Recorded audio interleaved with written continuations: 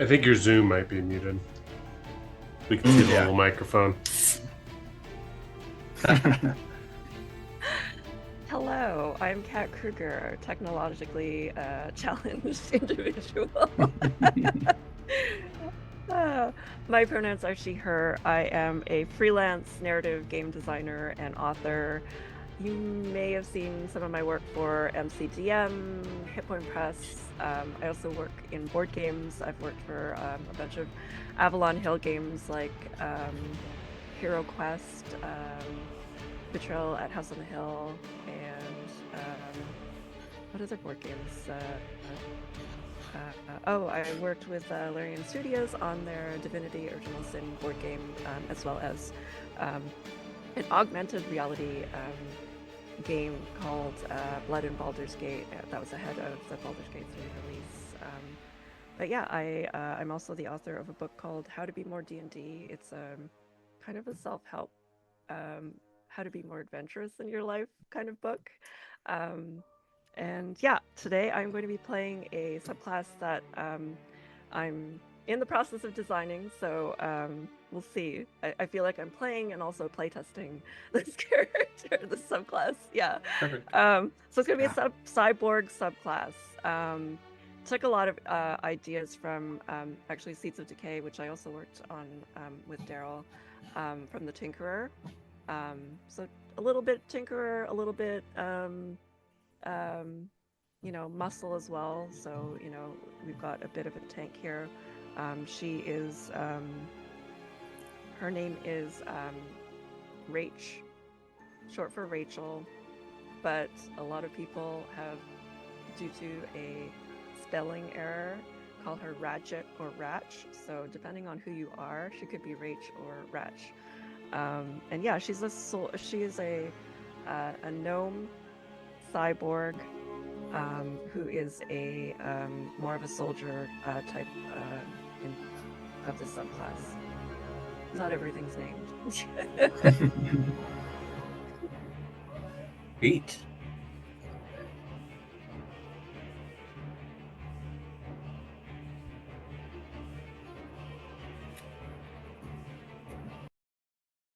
Problems in Zoom? No way. For your benefit, Daryl, in Twitch I can hear Kat talking, but I couldn't hear you, so it's just isolated to your end, I think. Oh, okay. Thank you.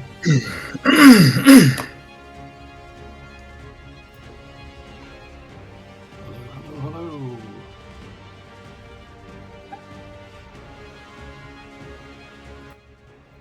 Hello. Okay. I am seeing the bars go up on my on the little notification here.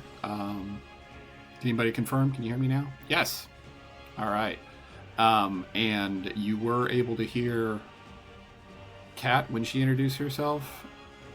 Okay. I see lots of yeses. Perfect. Okay. All right. Thank you so much for your patience. Like I said, I'm getting a little rusty on this, but we're going to make it happen. And if it goes well enough, we'll do more of these. But moving on, I have Craig next.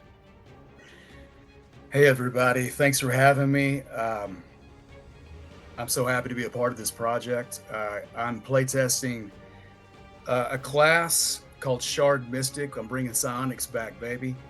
And I'm playing a race that I created called the Auk, which are like inherently psychic penguins that you'll encounter in one of the adventures. So I'm a co-creator of a board game called Escape from Dulce, made by Sentient Cow Games. I'm also a partner in the company. I'm a writer of horror comic books. You can find my my latest novel, Clayboy, if you like scary stuff, on Amazon and Barnes & Noble. And I currently live in Los Angeles, and I am like so stoked to be a part of this project. It has been awesome all around. So thank you so much, Daryl. And thanks for everybody who's watching the playthrough tonight. So I think we're gonna have a good time. So yes, that's sir. Me. All right, thank you, Craig. Hoss, you are next. Hey guys, I'm Haas. I'm currently project director at Adventurous. I also run Dungeon Scribe, which I make magical items for 5e. I've done board game work with the Op for Monkskin's Critical Role was one of the illustrators on there. And I've basically just been a plug to the industry and friend of Daryl for the past couple of years. Today I will be playing Crunchit, the lizard folk druid, who is going to be Circle of the Dawn. Circle of the Dawn. You're not. It's not lizard folk. You're a copper shoe. What's it? Is that, I don't know. Tell me how to pronounce it one more time, and I'll lock it in. Copper shoe. Caprosuchus. Caprosuchus. Oh. Caprosuchus. I'm a Caprosuchus. Lock it in. Lock it in. Lock it in. Lock it in. Yeah. Yeah. I'm a capybara. You're a prehistoric, long-legged crocodile. Is essentially what it is. So just imagine a crocodile that can run at the same speed as a cheetah, which is really terrifying. Zach, you're next. Hi, everybody. I'm Zach Goins. I am the marketing and production manager and director for Limithron. We make Pirate Borg, among other things. And then I do a bunch of Kickstarter consultation nonsense. You can find me at zachgoins.com if you want to touch base. But tonight, I am playing Bello, the Parasorcerer Parasolophilis.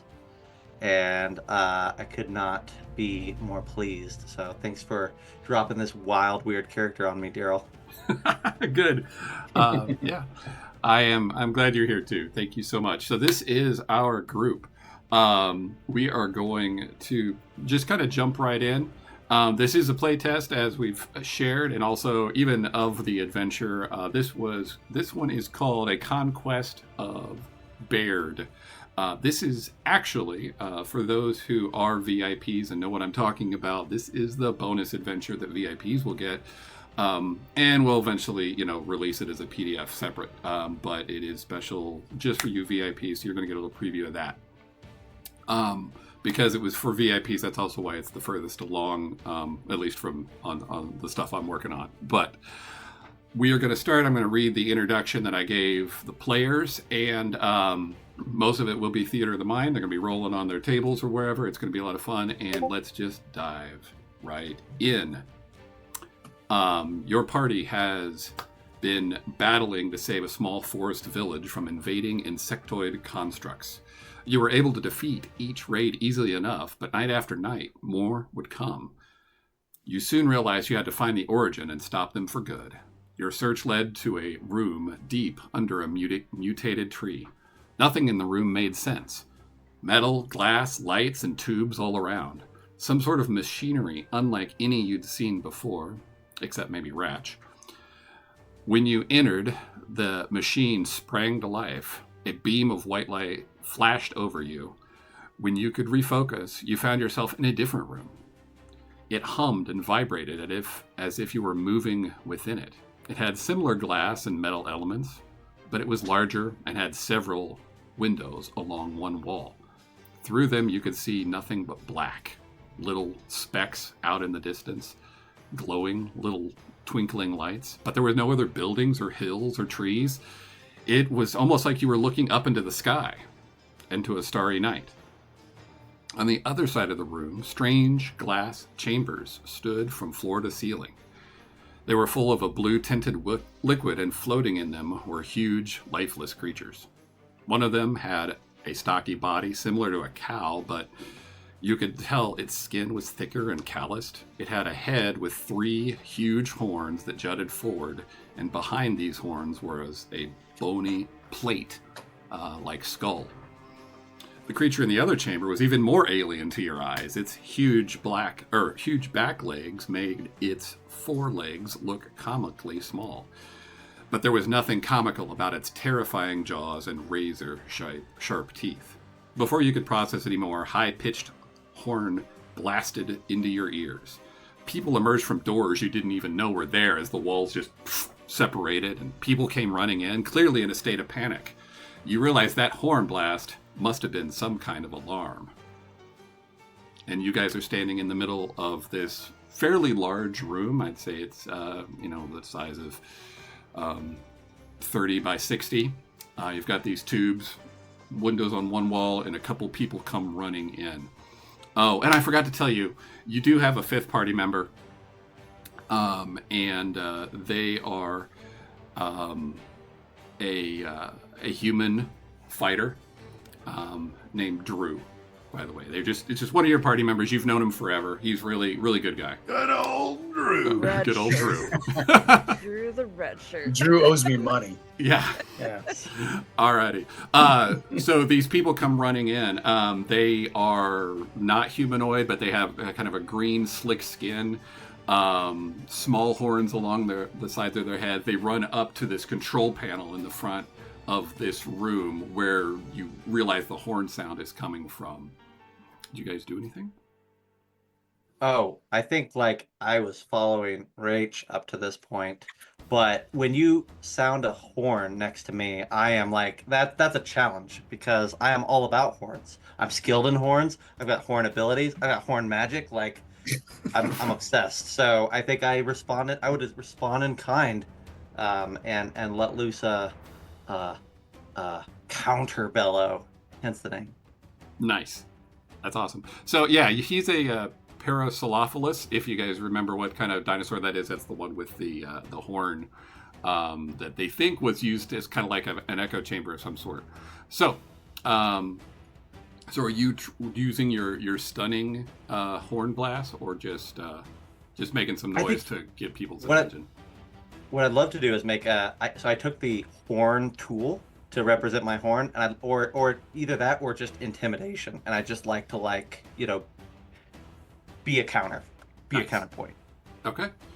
Yeah. So go ahead and give me an intimidation roll, just so we have something to start the game off with. Perfect. I'm +8, so we're at a 13. Nice. Okay. So you blast the horn or your horn. The three people that come running in, they all kind of pause and take note of you. You see one of them looking at the machine where the alarm is going off, and then look at you. And while you don't really know, obviously, what they're thinking or saying, but there's some sort of realization that they're having. You can see in their face. One of them points. How far away are they from us? Are we all close together? Yeah, you're all Super fairly close. You're all within 30 feet. Okay. But I'd say, you're not in melee range, but you could get there within this round if that were relevant to your question. Do they seem violent, like they're going to attack us, or do they seem? They were rushing towards the machine where the alarm went off, and then when Bello sounded his horn, one of them kept running, but they all acknowledged you. Two of them turned to you, and one of them's pointing, and that's where we are. Are any of them close enough for me to touch with my flipper? You'd have to go forward to them. They have to go forward to. So none of them ran by me close enough to brush up against me or touch me. No, I don't think so. Okay, all right. It's kind of the equivalent of you're, kind of in one corner of the room, and they came in a side door, 10, 15 feet away from you. Okay. I think Rach is going to is just going to do like a scan to sort of assess the situation. She's got like a bionic implant. I feel like it's like a ocular sort of device here to sort of scan around the room and maybe investigate. Yeah. Give me an investigation roll with whatever your tool or proficiency would be. Your is it an enhancement? Is that what we're calling them? Yeah. Cybernetic augmentation. Yeah. All right, so she rolled a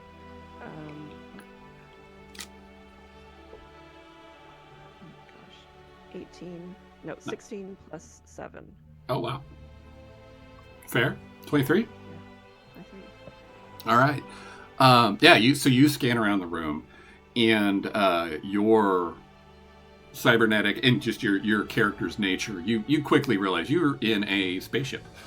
You are flying in space, and the machine that's at the end of the room it's not the pilot or anything that has to do with the ship itself. It is a separate device, and it is malfunctioning. It is the device that brought you all here, and it is, as far as you can tell, sort of a temporal altering device. Just at that time, there's a keyboard kind of in front of, or a tablet like screen in front of it. It just suddenly burst into sparks and flames. Another white light burst out and bathes the whole room in until you can't see anymore, and then it fades back so that your eyes can focus once again. The room isn't humming anymore. The people that were in the room with you are gone except for Drew. And when you look around, the first thing you notice is you feel like you're in the same room, except now the walls are dingy. There's a layer of dirt and dust on the floor. There's cracks in the ceiling where vines have pushed through, and it's almost as if somehow you've jumped forward so many years that this vessel you were in has become rotten and started to decay. And you hear rumbling from outside. What do you guys do? Is the can I listen to what the rumbling is? Does it sound like bending metal, or does it sound like shaking earth? Shaking earth. This is a loud rumble that's getting louder very quickly. You suddenly realize, footsteps? Yeah, you realize it is a stampede of some sort, and then you hear, in addition to the stampede that is a consistent but a lot of noise, some extra large just boom. And when you hear that big boom, the whole vessel you're in lurches to the side, like it just shunk. And everybody shakes. So everyone give me a dex or athletics. No, I mean acrobatics. Sorry, wrong. I switched thingies. 17. All right. As the floor shifts, the whole room shifts beneath you. You manage to keep your footing and don't go down. Anybody else? Rach All right, got a 13. 6. You got a 6. All right. When you're just, the way you're standing, you didn't have a proper center of gravity. I mean, you were just trying to figure out, like, wait a second, what just happened? Like, everything's different, and you just topple. You're down. 13 passes. What do you got? Crunch it. 21. I'm gonna hop on all fours and use my tail to bounce. Oh, nice. You're just like, I'm cool. Drew also falls down. He falls, right next to Ratch or Rach. What should I say as the GM? Should I say it wrong or right? And you guys kind of have that moment like we're on the ground and look at each other. The whole thing lurches one more time, and then you hear a bellow, to use Bellow's word, of a deep guttural, I don't know if even howl is the right word. The sound that a elephant makes is probably more accurate, though you wouldn't call that what you hear either. And you hear another really loud boom. What do you guys do? I'm starting to get a little bit pissed off that, like, everybody's taking I'm the bellow guy in this group, and it seems like everybody that we run into wants to steal it. So I am like trying to find an exit, a door, or whatever, or get through the glass, just some way to where I could face down whoever's obviously challenging me outside and answer in kind. Okay, before you do that, I have an innate ability called a telepathic bond. That if you touch me, I can do this up to 8 people. That we have a telepathic bond for 1 hour per my proficiency bonus. So if you guys all touch me, we can stay in contact for up to 3 miles telepathically. We can communicate in our minds in case we get separated if this is a stampede. I like it. So I feel like Rach, touch my flippers. Yeah, I feel like Rach like grabs onto to your ankle and just like tries to hoist herself up Okay. that way. Okay. How tall are you? All right, so we're all tethered. How tall is? I forget his name already. I didn't end up having had a chance to put him onto the stream overlay. Your Alazorn? Alazorn, yeah. Oh, Alazorn. He's 4 feet tall. Okay, so Rach is probably taller, but you can still hoist yourself up off his dense, watery feathers. You can lean on me. Yeah. You can ratchet yourself up me. It's fine. Yeah. Daryl, what do we see out the windows right now? So what you can see out the window is there's a thick layer of grime covering the window, so you don't see anything unless you go over there and wipe them down. You can see the door that those people ran through, the door, but you don't immediately identify a door that leads to the outside. But those windows presumably would if you were to look out. Yeah, we gotta make an exit here. Can I just cast Ice Knife and just try to puncture through one of those windows and get out and deal with it? Yeah. All right. Let's do that then. Did Crunch It also partake in the telepathic bond? Yes, I touched a flipper. You touched a flipper. That's good. All right. So in the time that you guys are making your bond, Bello is getting ready to cast Ice Knife, and all of a sudden, this vessel has been lurching like this way twice, right? All of a sudden, it goes the other direction, and you just hear boom, boom, boom, boom, boom, boom, boom. You throw your ice knives. Just as you blow the window out, you see something hitting the ship from the outside. It is a stampede of woolly rhinoceros.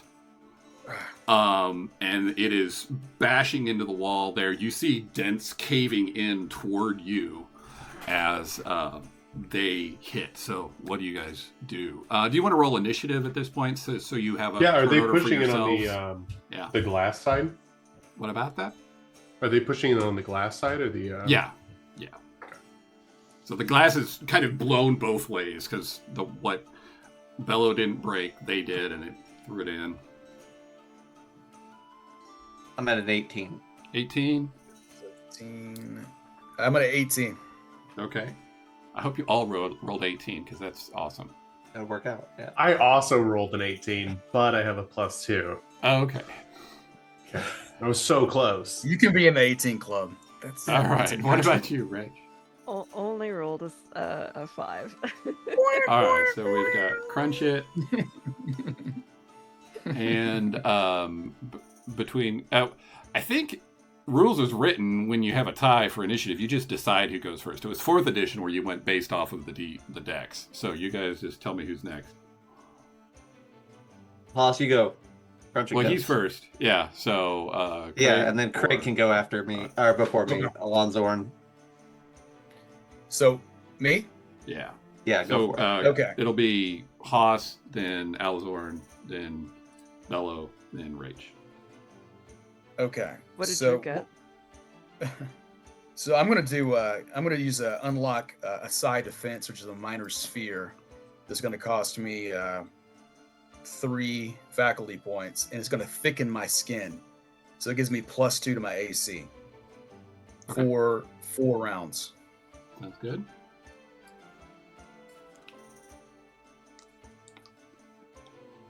All right. So all my psionics are instantaneous.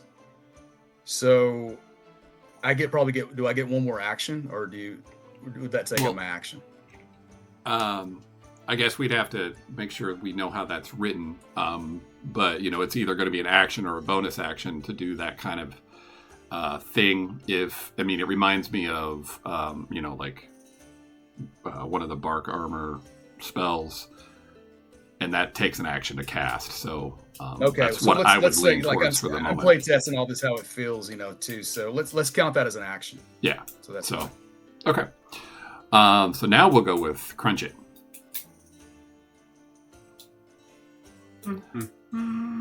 As you guys are springing into action, the wall is starting to just crumple and cave in.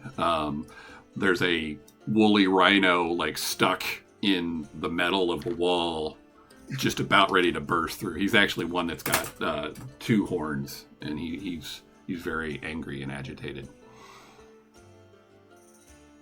Looking up something super quick. By super quick, he means not. Yeah, I don't think I want to blow any spells right now, so I am going to.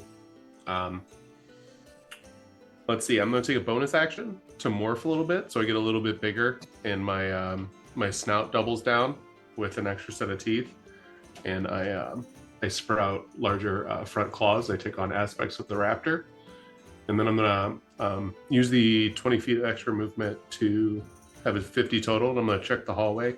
So I'm going to pop out the door and look left and right and see what I see. Okay. So as you jump into that hallway, you see a passage that leads to several other rooms, one of which leads to some sort of a brig, and there's other... Oh, I forgot about the big tubes. When you transported forward in the future, those were broken, and there were actually skeletons laying on the ground from those creatures. Yeah, he's the Dino Druid. It was chat. It also eventually leads on to like the cockpit, the station where they actually fly this ship. So you guys were somewhere in the back, some sort of like storage science room. And yeah, so that's about The all hallway your hallway goes one way, yeah, and then closed off the other way. So Yes. one option. yeah. So All right. you basically ran away from the room where everybody's at.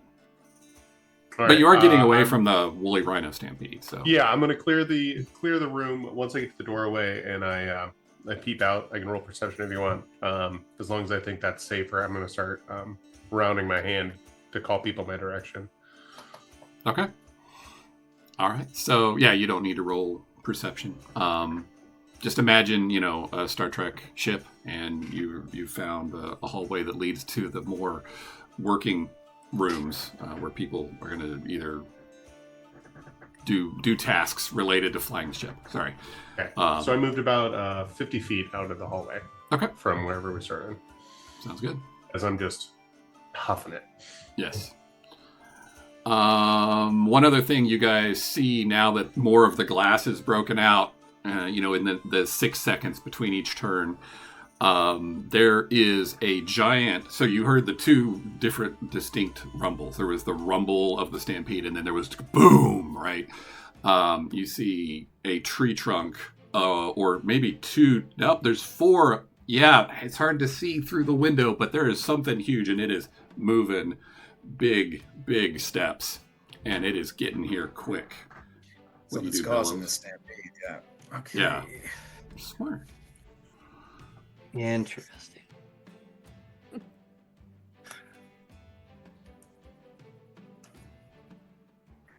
I'm sorry. How big is are the windows? You said they were one of them was broken. About 2 feet open? tall and like 12 feet wide, and they're all broken out now because it's like they're even caved in where the stampede of the rhinos is smashing into the wall. Okay, so is it? Can I do an action now, or is It's Bellows' turn, and then it's Ratchet's turn. Bella's turn? Okay. Okay. Oh gosh. 2 foot. I'm not gonna get through these windows. I need a way out of here so I can contend with it. So, I think, for lack of a better option, I would follow Crunch It that way and just see if I could find some sort of exit that doesn't involve trying to squeeze my massive frame through a 2 foot window.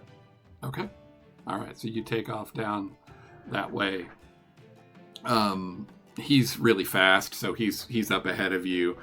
You can see he's going into some sort of a main room. Like I said, there are a couple other rooms that go off to the side, but they look more like... Your instinct doesn't tell you to turn into them. They might be closets or bedrooms or something like that. And unless there's anything else... I think I just let loose a thunderclap in the Oh. middle of this hallway just to let people know that I'm coming and I'm aware and I'm I'm not ignoring them. Just gotta give me a minute to figure my way out of this maze. Nice. All right. So boom. So now there's another boom, except this one you guys have heard before because it's your friend. Yes. All right. What's our cyborg do? So the situation with the woolly rhino is that it's partially in here, or is it? About the time you finish your turn, he's going to have pushed enough through to get an action. And then there's others that are hitting the walls right next to him. You can't really count them, but there's a dozen or more out there. Plus, whatever is so big, all you can see is its legs. Okay. The tree trunks. Yeah. So the view that Rach is getting right now is these woolly creatures about to break through, and maybe like the sight of a slight big tree trunk of a leg behind it. Right. Yes. Right. Something so large that because of the way your view is through the windows, you can't even see above what would be its knees. All right. I guess she's not going to do the thing that she was going to do. She's going to go. She's going to say, "I guess we're not writing these things," and then follow the others. All right. Sounds good. All right. So you take off down the hall. You. What's your movement speed? Is it typical? 35. Okay. So you're catching up with Bello, and our Auk has cast his psionic armor. I might try something before she actually runs, though. Okay, because that's fine. she knows that her. I think the situation is clear that there's a hunter and like predator prey situation here. So I think she wants to like try to rope this rhino into place, to keep it as the bait. Okay. All right. Yeah. So what do you have to do rhino roping? So instead of just like regular rope, I think like part of her augmentation is like she can just like get a rope and coil it out. But other than that, it would probably be like a sleight of hand or something like that. Yeah. No, that'd be great. Yeah. So give me a sleight of hand roll using your cybernetic proficiency, whatever skill you've got in place for that. Does a 12 hit? A 12? Yeah. Yeah, so you fling your coiled rope out at the woolly rhino, and I mean, you hit it technically, but it just sort of shakes its head just as it bursts through the wall there and charges forward. So, Craig, you were concentrating on your psionic. Would you say that you are likely closer to the woolly rhino than Ratch, or do you think you were just weren't? I'm going to let you make the call. I think I was closer. Okay. I carry darts, so Auk. It's going to take its action first. That's It is going to take its action. Okay, so I think I'm for some reason the way we explained it, I'm closer. Okay, yeah, that's the way I pictured it too. All right. So it bursts through, bits of metal go flying, and as it pushes its way through, you see the scene a little better. It's almost like the wall itself sort of crumples in and pieces fall away. And you do see there's a dozen or more of these woolly rhinos, all of kind of various slight mutations. Some have 2 horns, some have 1 horn, some are bigger, some are smaller. And then you see a giant 4-legged creature. You still can't see even how high its head goes up, but its neck is so long it extends up out of your view, and it has ropes tied around it like harness style, so you can see that on its chest and its legs, and those ropes are broken, but it looks like you wonder if they were attached to the ship you're on, and this thing is now just going the wrong way.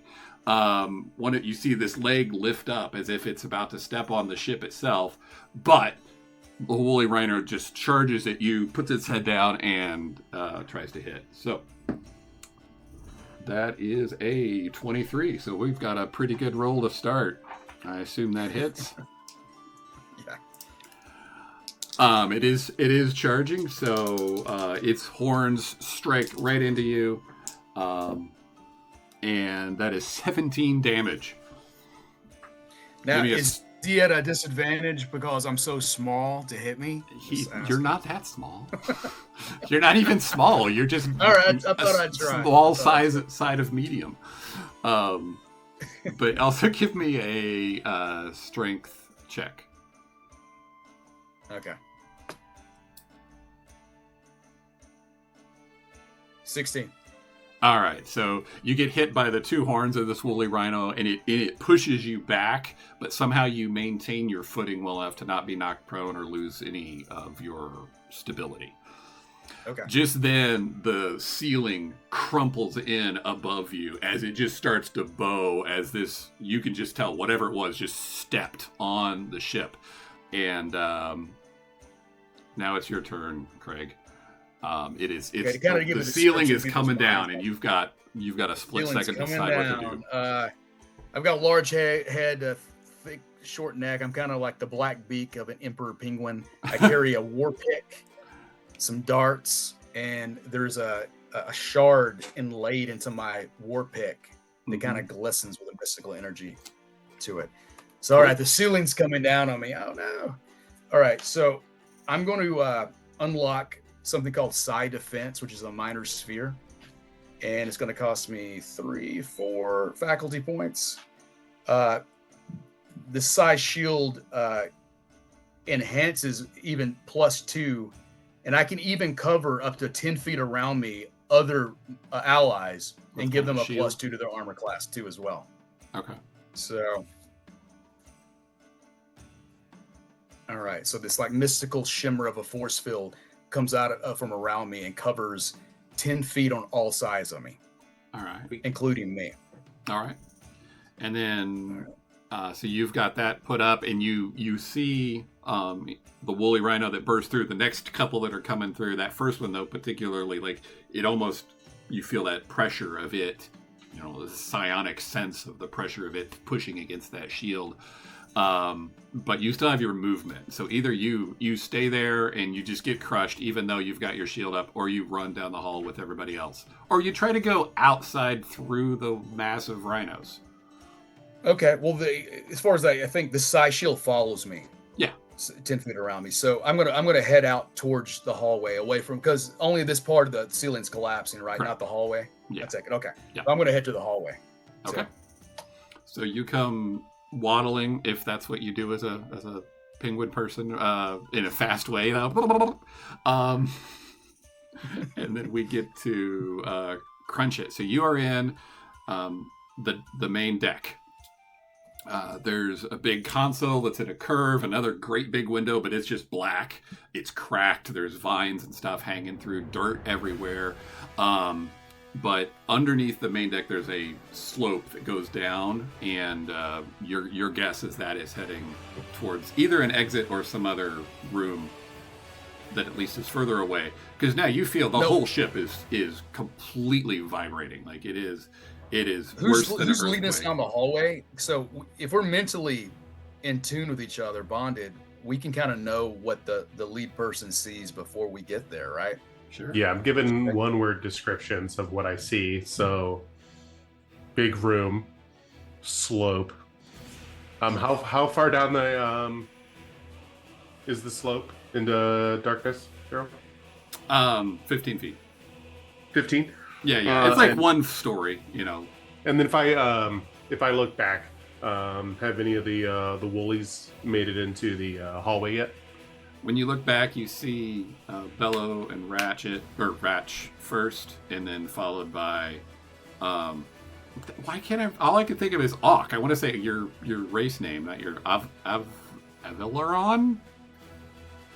Alazorn. Alazorn. I'm gonna write that down. You call me Write Al. it down. Al. Hooah! All right, so you see them, and then right behind Alazorn, there is a 2-horned woolly mammoth charging down the hallway. And then you also see the ceiling falling in behind him, crushing any other woolly mammoths that had gotten into the room behind it. Okay. And how is Al looking after that hit? How do you feel? I'm feeling pretty good still. I'm a tough little guy. Yeah. I mean, you're 9th level. You can take 17 hit points of damage. Yeah, 9th level. He's pretty badass. He's not. I'm not. That was just a scratch, right now. So Just a scratch. just a scratch. All right. All right, what's Last next? question: how quick is the woolly mammoth moving compared to everybody else? Is it going to overtake him in the next round? It will catch up with them. All right. Not- How is it? probably How far is not it from you. me? Huh? Yeah. How far is it from me? 50 feet from you. 50 feet. Yeah. How big's the hallway? 8 feet wide. Last question. Let me ask you one more. Yeah. As a large creature, could I fit in that hallway? Yeah. I mean, you just went All right. down it. I mean, I didn't. Oh, so why are you? Did Oh, you I'm asking enlarge? questions, aren't I? Did you Yeah, I'm did thinking you about cast it. enlarge on yourself too? Not yet. No. Okay. I'm thinking about it. If All I'm right. gonna have to stop a woolly mammoth. Yeah. So yeah, I'll if I turn and see that one's making it through and it's still hauling, I'll turn. I'll use my claws to do a pit Woolly turn rhino. stop. Yeah. And start just hauling back towards them. And then as soon as I clear past Al, I'll hit myself with enlarge, Okay. so I can hit the woolly mammoth full on. And that'll be my action. Yeah. So I double in size. And then as my bonus action, I'm going to use my teeth to bite down around its throat with hungry jaws and try to rip its gizzard out. Nice. All right. So yeah, I guess with the telepathy, then you all have a good idea of that. Crunchit thinks there's an exit down that slope, but all of a sudden he switches directions, just flies past you, and as he's doing so, doubles in size. You've seen him do this before. He's kind of a freak. Roll to hit.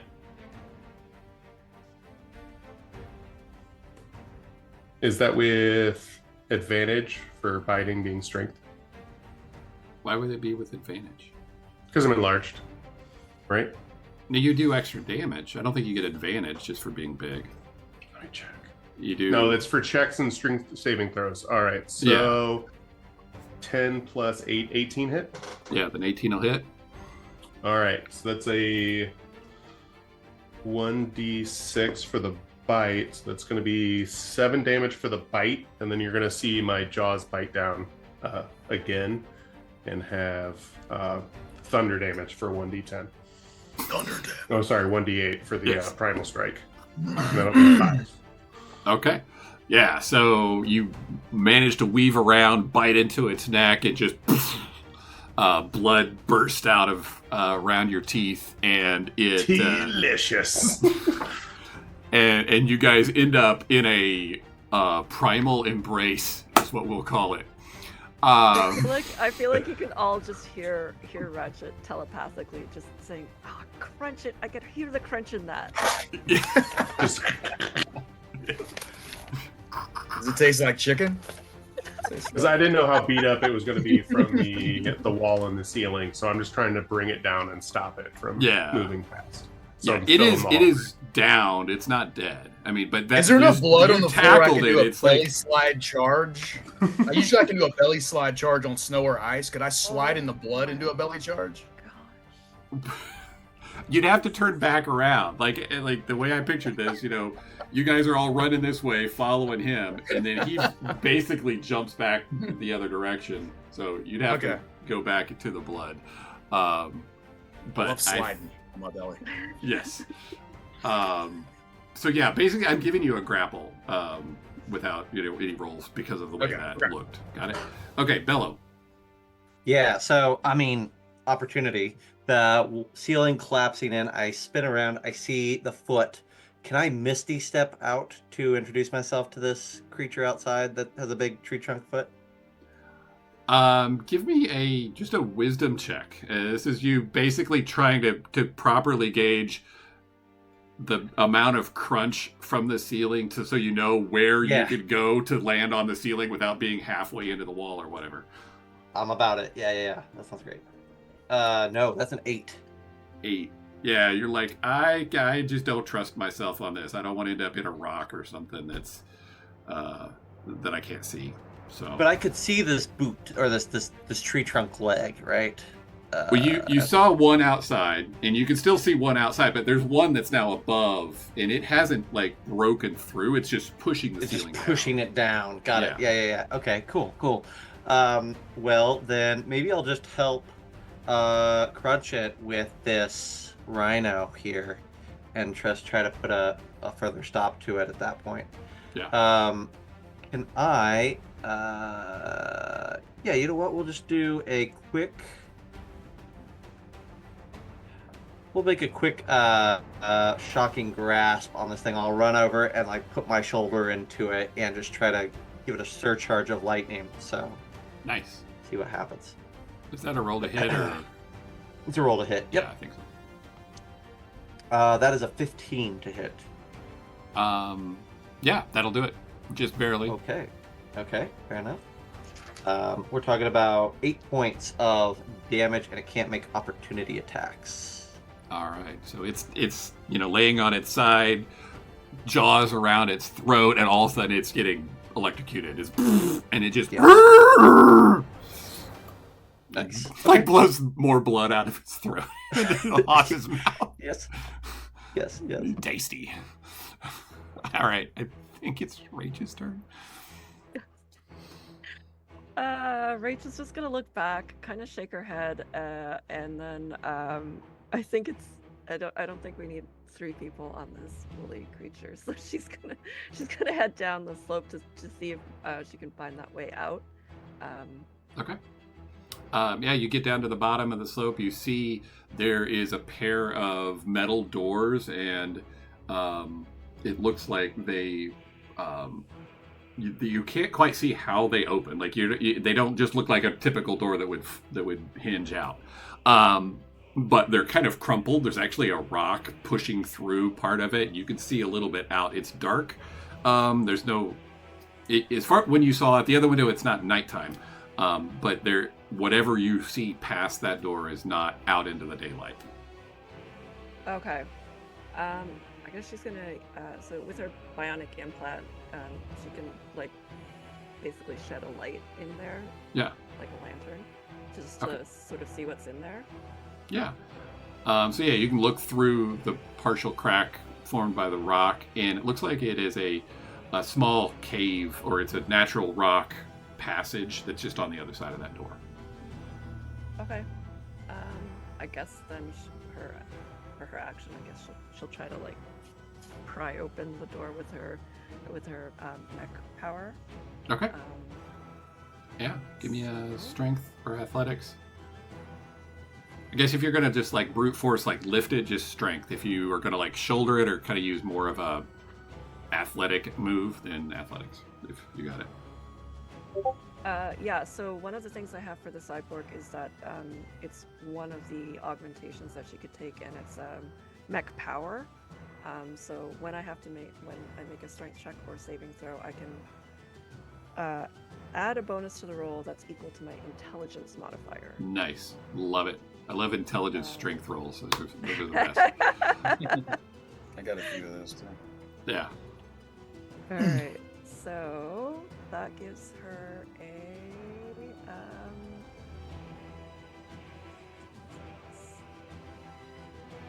a 17.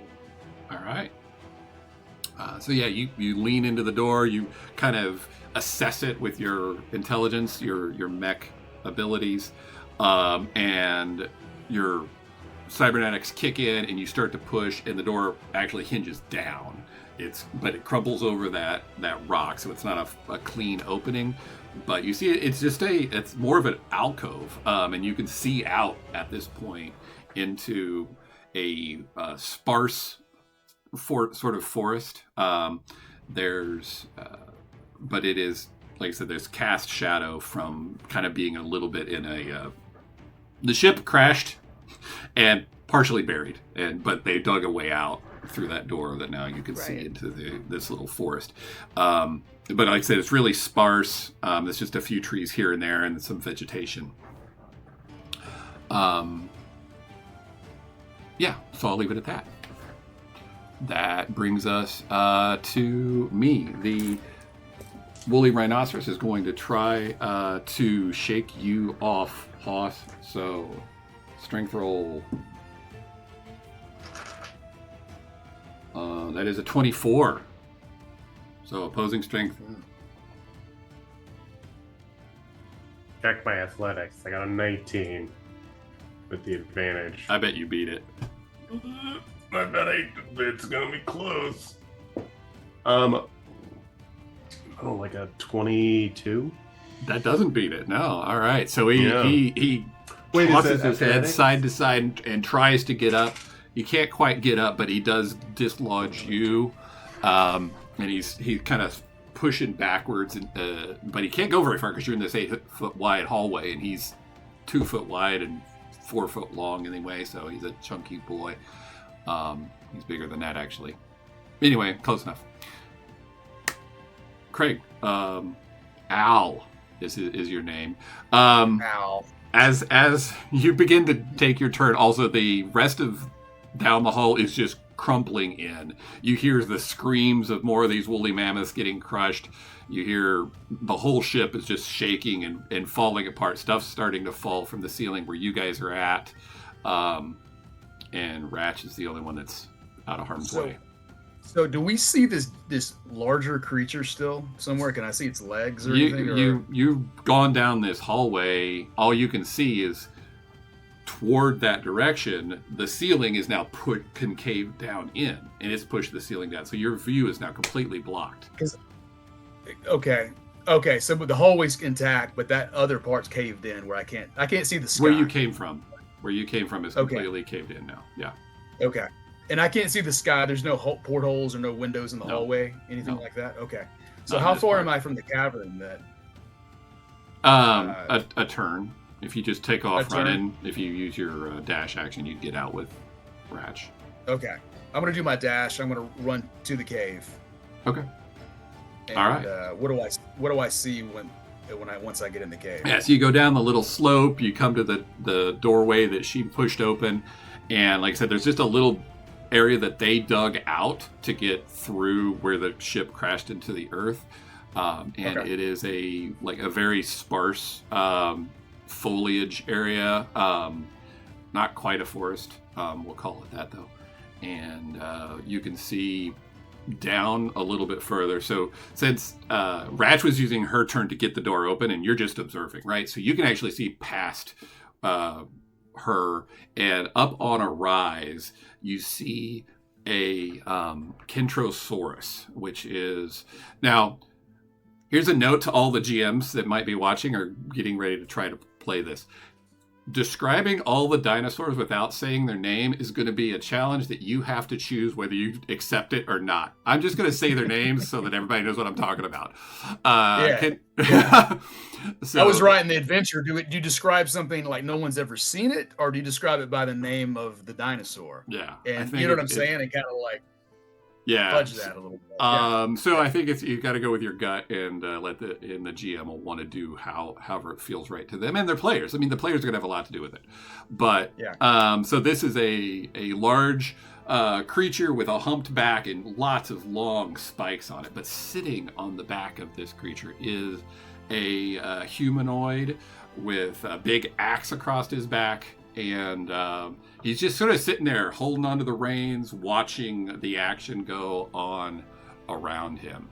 Or not around him, but from a distance. And that takes us to Crunch It, I believe. Cool. And those watching, I switched the art so you can see. Everything's still getting stomped down around me. Right, yeah. You're okay this round, but if you don't move, you probably are going to have a ceiling on your face. If I try to turn around and haul out, can I fit Yes. past Zach? Yeah, you guys are chunky, but I mean, this isn't a tiny hallway. I mean, it's a spacious, cargo hallway kind of style. I mean, you're filling it up. I'm not saying you're big. Yeah, I will. I'll take disengage and move away the 50 feet to get back to where I was before. Now that the woolly is startled and held. Yeah.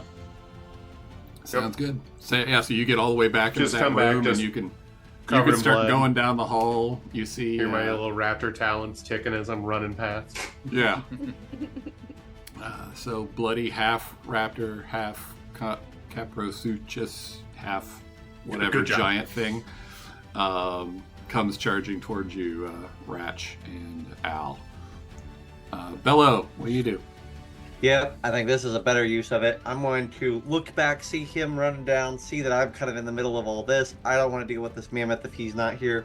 So I'm going to look back at him and then use my bonus action to Misty Step down by Crunch It, and then double move from there to get out of here. Nice. Okay.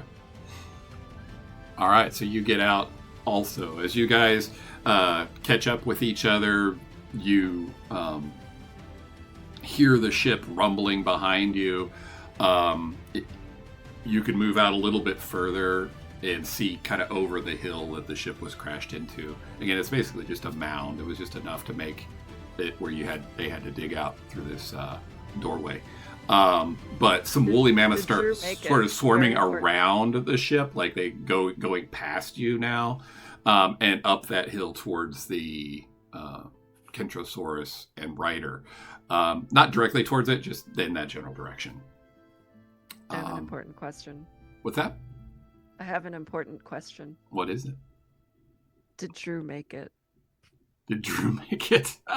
Where's Drew? Drew's on my back. Drew is coming along. Yeah. No, yeah. Now Drew is with you. He's there. He's ready to go. He ran though. He went with you first.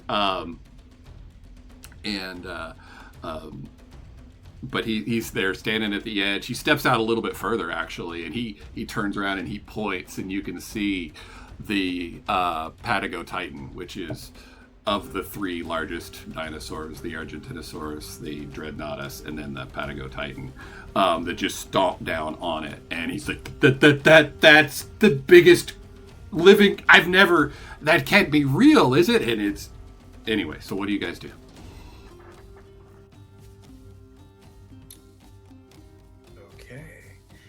So the guy that's on the dino in front of me, does he look like he wants to rumble? Does he? What's his physicality? He definitely has the demeanor of a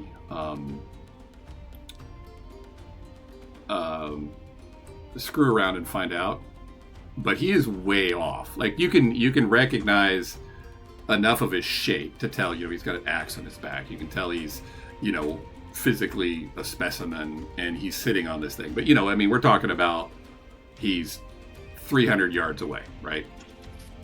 900 feet? Okay. Yeah.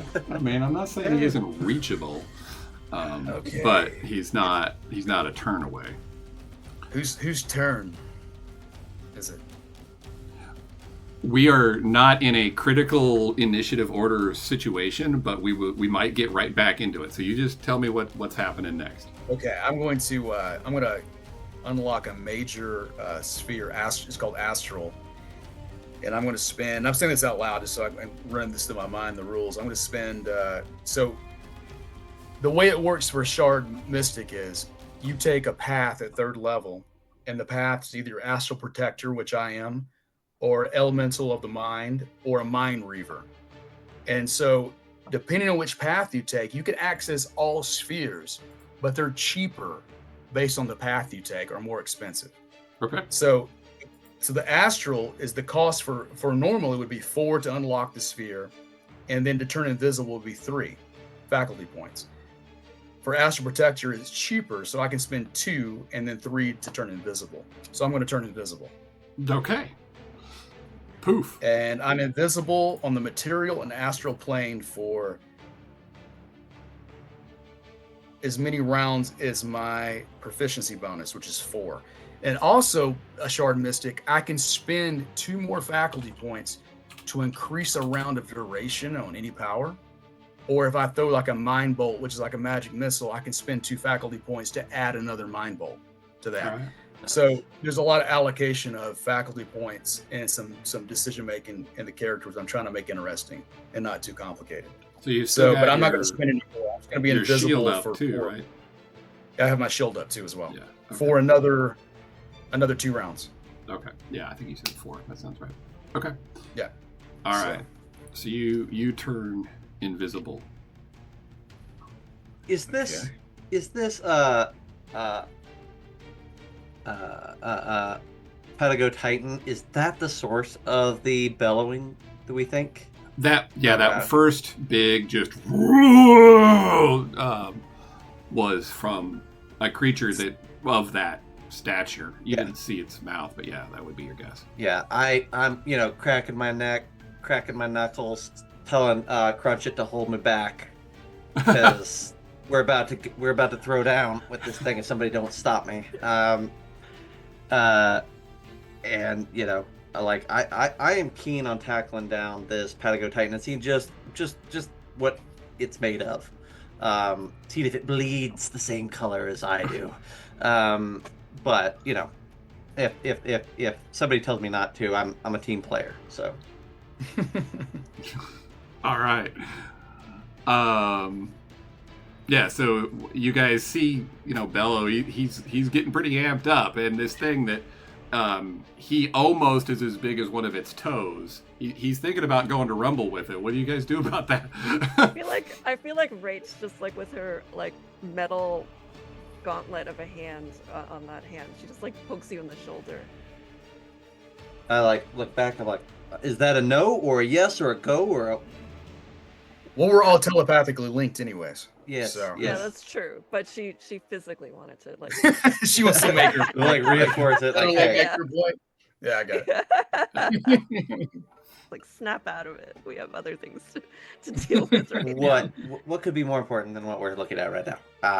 It just destroyed our ship. It obviously, it's intimidating us, and if you let it intimidate you, or if you allow it to do that, then you'll never have a chance. It's like, your cat. The moment you let your cat walk on top of the bed, it's always gonna walk on top of the bed. So, Right. That's why I don't have a cat. yeah. Same with dogs. Yeah, Yeah. I'm like, do we teach this thing a lesson about what we or I guess there's also this other guy over here, but that guy hasn't done anything to us.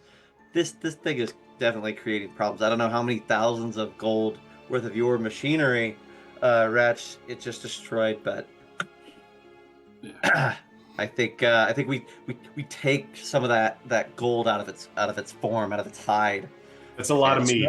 Yeah. Like, Yeah. A lot of Pound for pound, eye for an Invisible eye. Penguin says, "Let's give the people their money's worth. Let's right. get down. Yeah, let's get down."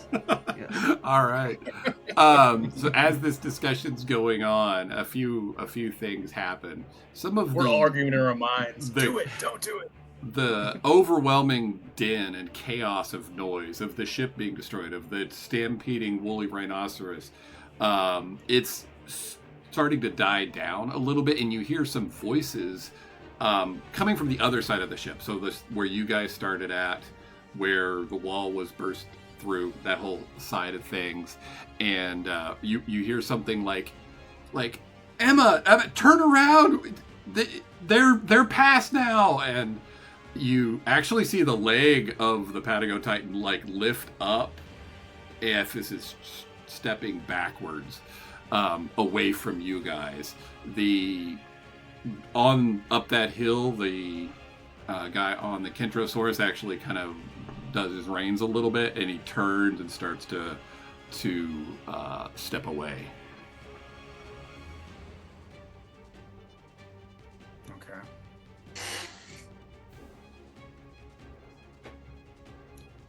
So People. no eat? what? No eat? No eat? That remains to be seen. Hang Yeah. on tight, Crunch It. So you're gonna have to, if you want to get more information, though, you are gonna have to either go around to the other side, or you can just wait here until everybody goes to sleep. And I don't know what you're doing, but or you can obviously pursue the woolly rhinos that are now just sort of trickling on down the hill, now starting to veer off more into a little bit of a valley, and this going out of the forest into the clearing next to the hill where the other guy's at. So it's everybody's just sort of going their own direction now. So the woolly mammoths are heading. Oh, they're not heading the direction of the guy who rode off, or No. are they? No, No. they've sort of veered away from him, and you can't tell if that's just because their stampede is going a different direction, or if they're avoiding him. There's no, information for that. So do we have a view of the outside of the ship now, or we're on the outside, right? You are on the ruin. outside, and Okay, the right. way I picture it though is that the end of the ship that you came out was buried in dirt.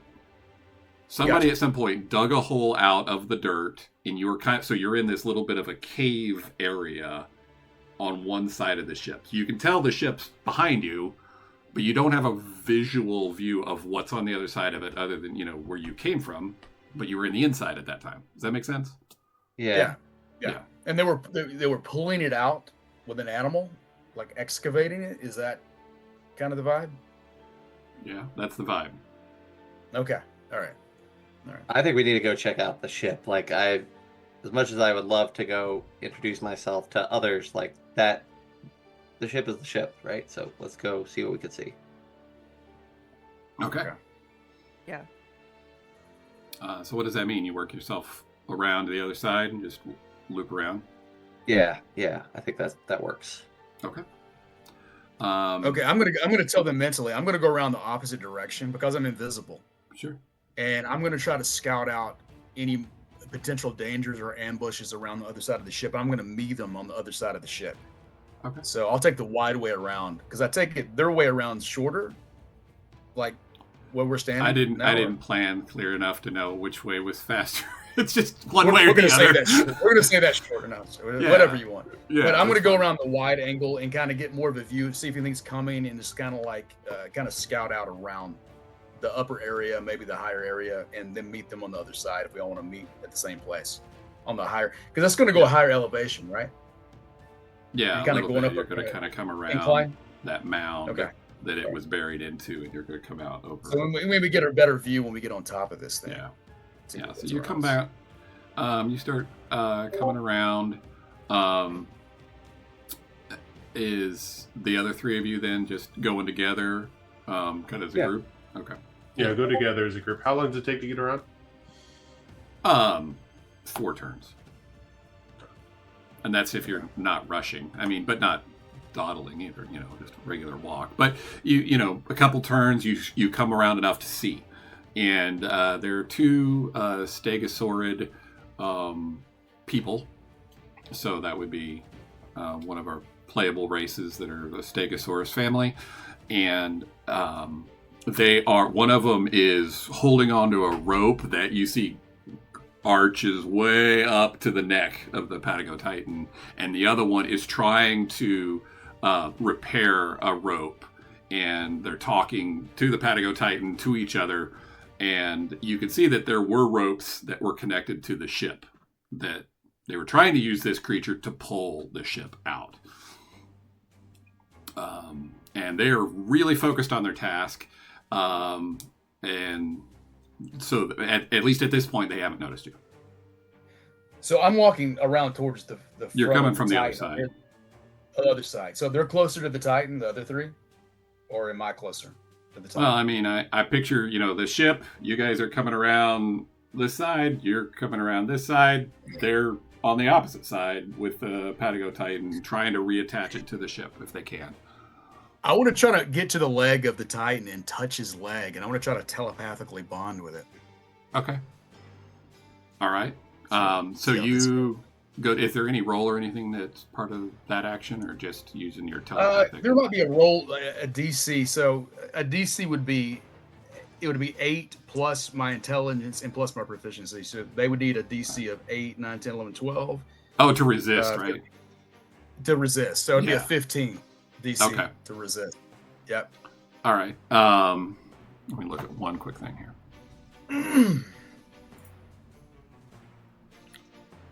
What's weird is when I set up Streamlab or OBS and tried to get this whole thing going, I had Illustrator, Photoshop, I had everything open, and my computer was handling it. And now I have nothing open, and it is so laggy I can barely function. That's so weird. It's like you worked it, and then you go, "Oh, am I off work now?" Yeah. Now it's like I'm going to take a nap.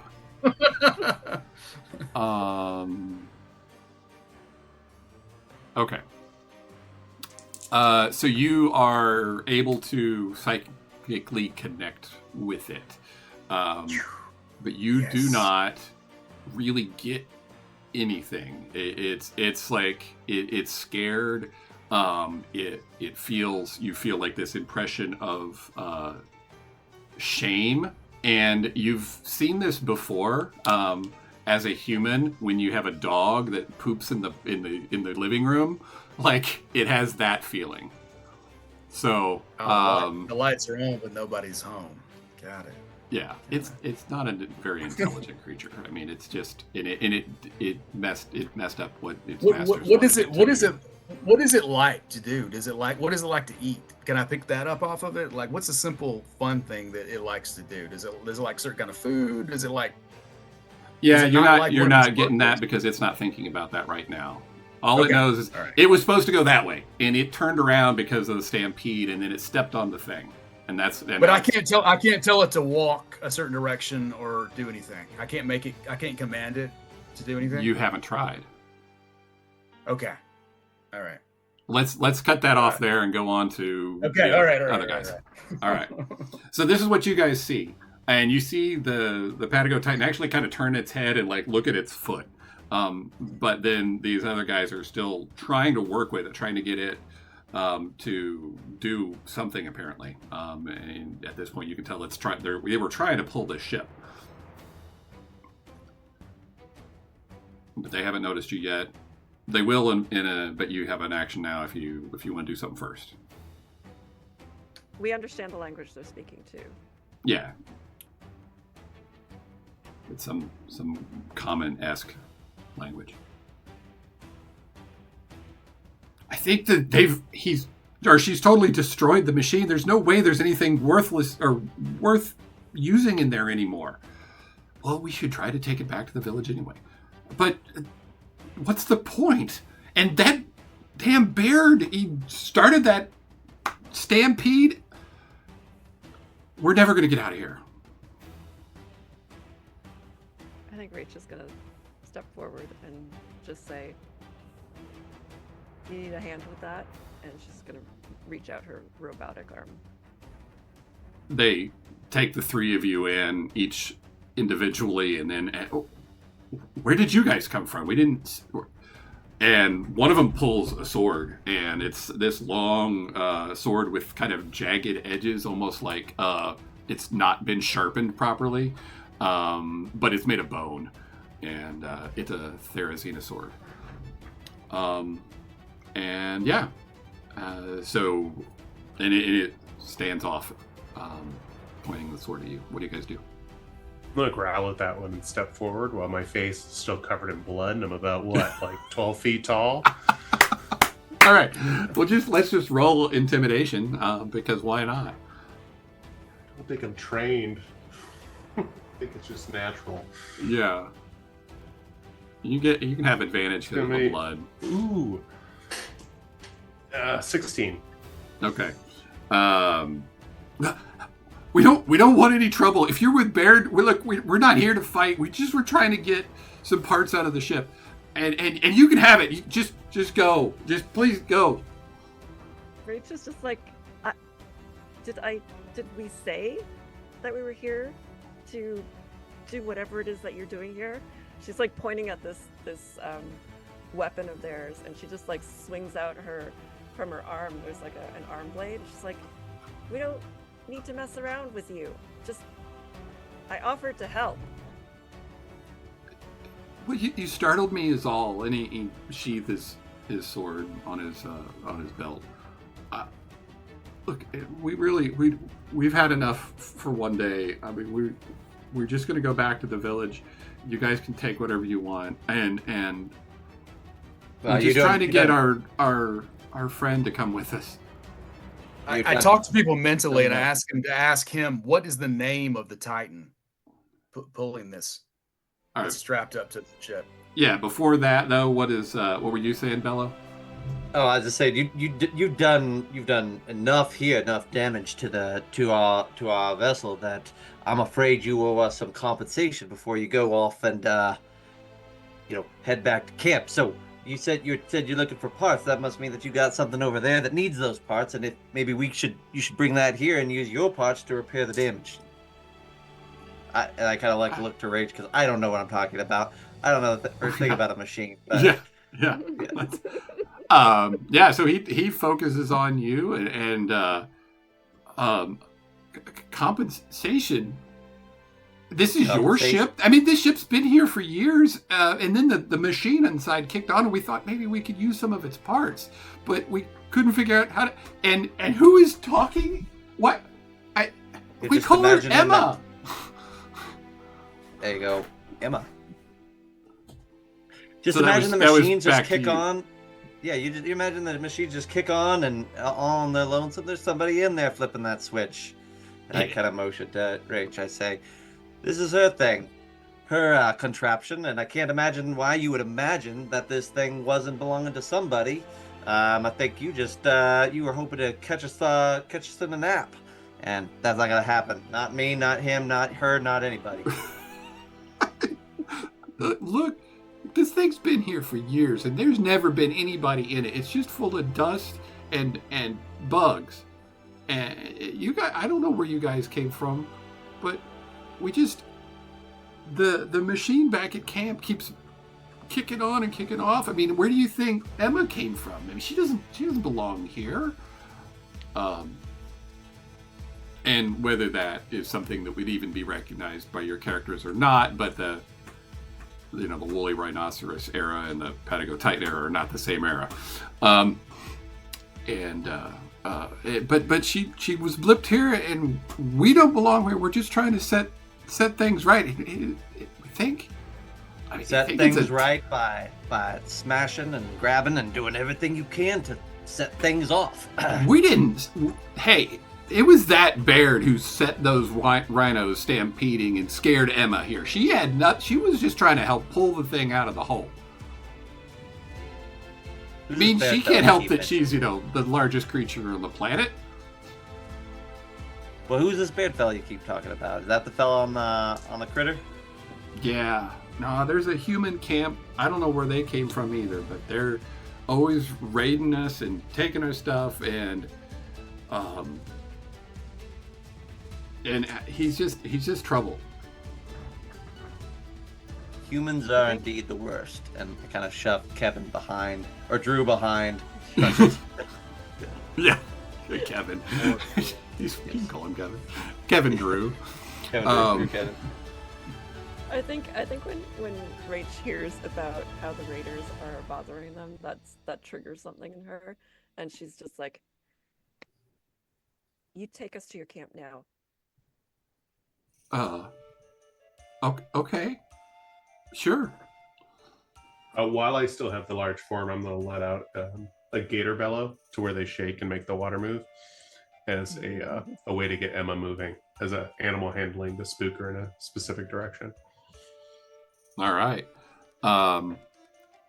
My interfering GM brain wants to say that since you guys are a party that's been together at least for a little while now, you might coordinate with Bello to actually do that, like as a thing. Yeah, team up. All right.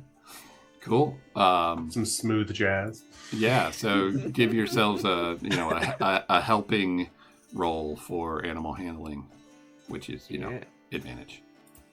23. Okay, that'll do it. So you roar and he bellows, and Emma turns and kind of rears up on its hind legs and then just stomps down. The whole earth shakes. Everything shakes. But in the correct direction. I'm going to find a way to eat that thing.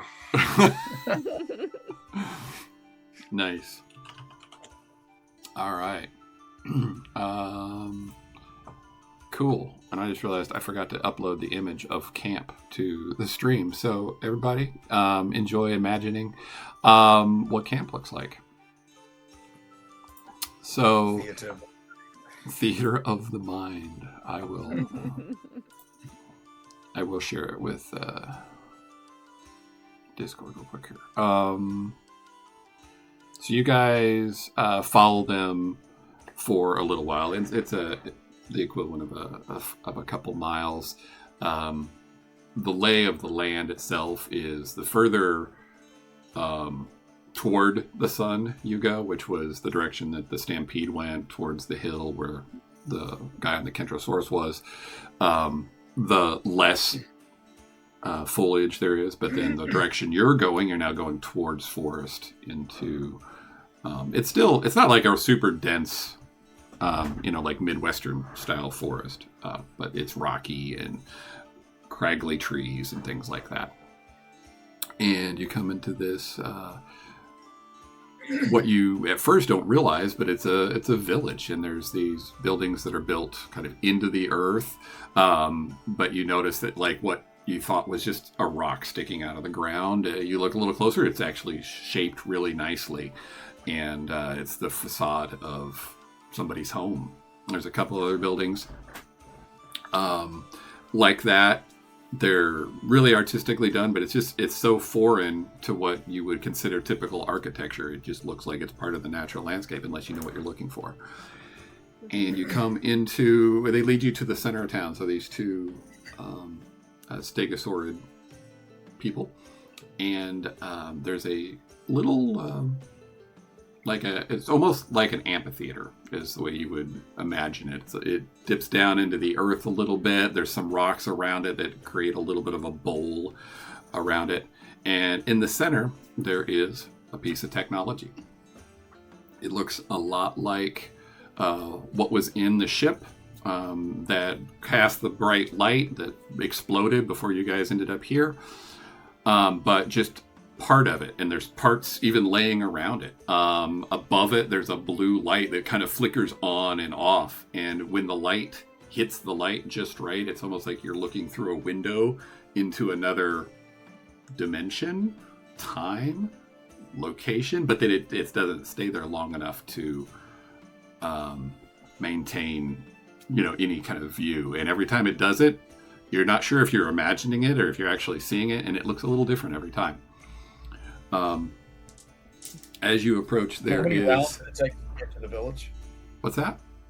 How many turns or rounds did it take us to get to the village? Am I still invisible? Has it been? Oh yeah, no, that's all past. It was like 2 or 3 miles worth of walking. So Gotcha. That's what 15 minutes. Okay. Yeah. Okay. I feel like as soon as Rach sees that piece of technology, you guys are just left in the dust as she goes forward, just like entranced by this new piece of technology. Yeah. As you approach, there is another stegosaurid next to it who's working on it or trying to. And it appears to be a male, and he's got some cybernetic enhancements even built into his chest, and he's got a little ocular metal piece that wraps around his head. He's got a set of like welding tools and a tool chest that's on wheels that he's rolled up next to it. And he sees the two that you walk in with that are his people, and asks, "Who are you? And what's going on? Did you get the parts?" And they shake their head. And anyway, I'm going to let you guys do it because no one wants to hear me. No, she's gonna get the parts now. I believe you've illegally acquired some of our contraptions and devices and assigned them to yourselves, and we're here to collect what's certainly her property. I see. So yours? This is yours? So, and he just like goes right up to you, like, "Oh, finally answers." So did you guys come through in the last blip? The machine occasionally it'll blip into other times, and it'll pull things through. That's how Emma got here. That's how the Concavenator pack got here. It's really pretty fascinating, but we need to stop. And that's all I'm trying to do is to actually get. I assume if I can fix it, I can turn it off. I think Rach is going to play along with it then. Okay. So what can you tell me? Do you know how this thing works? This is in a very different state than it should be. She's just looking at it and then looking at him disapprovingly. Disapprovingly. I mean, my technology and its technologies they're not the same. They come from different origins, and what have you changed? What have I changed? Well, when we first noticed it, there were there was a blue crystal in the center. So there's the basic shape of it is it's like a large I don't know why this is what pops in my mind, but like a big kettle, metal kettle, but then around it, it's got like some lights and some feet built into it with some wires going off of it. But in the center, there's a little void. He said there was a blue crystal there, and it seemed to perhaps be some sort of a focus that allowed it to stabilize. But it's gone. I'm not sure exactly what happened to it. And since then, it's been pulling things out and sending things away, and all very unpredictable. So, Ratch, is the crystal, is the shard damaged? Can you tell what's damaged on this machine? So I think what she wants to do is so she's got as one of her augmentations, she's got enhanced bionic implant, and it's basically being able to go into a directory of knowledge and try to find information. I think that's what she wants to try to do right now. Oh, okay. Figure out, like, to connect some dots here. And figure out how to, what it is. And I mean, we think it's a time machine of some sort, based on what he's saying. But what it is and how it possibly works, or how she can fix it. Okay. I would like to help contribute by picking up some pebbles and trying to throw them through the rift whenever it shows up. And if I miss, I want to hit the other cyborg scientist on purpose. Okay. Just like little ones. You're like, I'm going to throw it right there. But every now and then, I'm just going to go, like, no, like I'm going to stand on the other side, so it's like a planned arc. So if it doesn't go through the portal, at least I get some amusement out of it. Okay. All right. That does sound helpful. It's like big claws and like picking up little pebbles, and I'm just waiting. Nice. All right. It's like one every couple minutes. It's not like constant, just enough to not know where it's coming from. That's great. And just be like psychologically annoying. So give me some rolls. Yeah, so one thing I should mention is that with her power, she's got like this, I don't know what I'm calling it yet. Right now the placeholder name is arcane magnetic power, because it's like sort of like a play of electromagnetic power. Yeah. If I ever roll a 1 when I'm using one of my augments, things happen, glitches happen. So I just want to put that out there. I am very glad that is the case. So, yeah, let's do it. All right. Whew. All right, that's okay. So I got a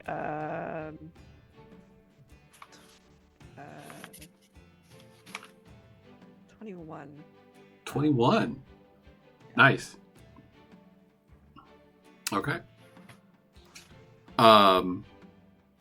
So you are able to see that there are some parts missing, and repairing it was probably not, at least back to its original state, it was probably really not even on the table to begin with. But in order to get the shard energy, that is, the intrinsic power that makes time travel possible in all times and all worlds and all that stuff, in order to stabilize it, you are going to have to find a specific type of crystal. Yeah. Okay. So just to let everybody know, so at unlocked at 5th level, I have something called Shard Tech Novice, where I can literally manifest shards, certain types of shards. So like I can create healing shards, minor shards like I use to store my energy, my energy, and to store my faculty points. But perhaps I could manifest a shard using the mystical forces to help repair this machine. Okay. So you would know that, Ratch, just about him as being in your party. So do you, but all this discovery that you've done is just you working and thinking through, right? So do you share that with him, or do you, what do you do next? Yeah. I think Rachel will just go over to Alizorn and just say, best we can do here is stabilize what's going on. Okay. So you do what you can do. I was just letting that let that be known that I can create a power shard in case we need that if that's a part that we actually need. So what sort of shard does she think we need for this? Give me another roll. So now you're this is, so as you know, you've time traveled now in part of this situation, that even though this shard power is a singular force that exists throughout all the multiverse, the way it manifests is unique in each one. So if what you're doing now is you're trying to identify what it makes it special here. Sure. She got a 24 for that one. Oh yeah, that'll do it. So yeah, you describe it a little bit, and you talk to the other. By now, you know the other scientist's name because you've been talking. His name is Char, and Char. And with you and Al talking, eventually he says, "Well, it sounds like you're describing the qrula stone." And those are, surely that's not something that would have come with this machine. Those are native here in this planet. Yeah. Bling. You hit the rift and the stone just disappears. It just hits and it doesn't come out on the other side. And Al, you realize that's not whatever shards you make, that you're not going to be able to make one of those. Right. Got it. Alistair's in his dungeon in Forgotten Realms, like noodling around, making his traps for everything, and then there's this little pebble that like soars through and hits him in the back of the head. Yeah, it pops. It hits Dritz. Yeah. Just flies through. Well, there is a megaloceros that has a qrula stone. But I mean, this creature is sacred to us. As Char is sort of like stammering, I think Rach is just gonna say, "Okay, well, get it from them." You can't. I mean, it's part of. I mean, this creature is sacred. The megaloceros is. I mean, it only shows itself, once a year when the moon, when we have a blue moon, and the people here. I mean, I myself am not of that inclination, but if everything like that only showed up, deity. if everything that showed up once in a blue moon is sacred, then I think we're like super sacred to you right now. So, I think we're certainly more important than this glorified deer that you've idolized. Just show us where it is. We'll go deal with it. We'll come back. We'll get out of your hair. Take care of this. I think you getting this machine gone and all its chaos energies kind of buttoned up is a better use of your time than worrying about whether there's one less deer in the forest.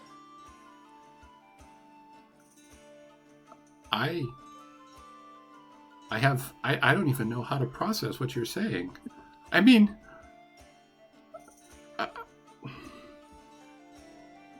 I will go speak with Tanith, but I can't imagine that anyone's going to agree to tell you where the megaloceros keeps its den. I guess it would have a den. I don't know what it would do. It would someplace where it hangs out.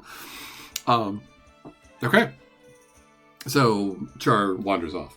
And do you guys... Well, what do you guys do at that point? Anything specific? So, Ratchet, that's... As far as you can tell, that's all we need to get this machine functioning is the stone. Well, specifically, after you rolled away, I described it was you could stop it from functioning. You could stop it from... stop it from... Yeah. Yeah, stop. To make it work the way you want it to work. Yeah, turn it off or turn it on. Yeah. You're not going to be able to, at least at this point, get it back to full functioning order. But yeah. Yeah. And how many people are around us right now? Are people just gawking at us like we're Yeah, there's freaks? a handful of these Stegosaurus people just gawking. Char wandered into one of the little huts built into the ground, and another Stegosaurus comes out, and they're talking. This one's a female with like long kind of robes, and anyway, they're just talking. So you've got another minute, or we can fast forward. I'm going to encourage Drew to stop stealing from people. Oh, yeah. Drew's a kleptomaniac. He's incorrigible. Yeah. I asked him if they have any raw fish. A small one comes. So you're visible. It's kind of like looking at you, and you turn around and ask him like, well, I mean, there's the stream, and we do fish from it sometimes, but we only use those to. We don't eat fish. You don't eat fish? No, we eat plants. But there are creatures around here who do, and we use them as bait. So who's the leader here? Tanith, and he points at the little woman in the long robes. Do you like Tanith? Are they a good leader? Oh, of course. She's my mother. Oh, she's your mother. Yes, we're In a leader sense, or like no, your actual. no, like I am next in line. I'm very young at this point. I'm not going to be a leader anytime soon. He's not actually saying that, but you can just tell from his demeanor he's quite young. But no, she's actually my mother. And what was your name again? What was my name? I am Zareth. Yes, and she is Tanith. I'm Zareth. Nice to meet you, Zareth. What's your name? And I am why is your skin fluffy?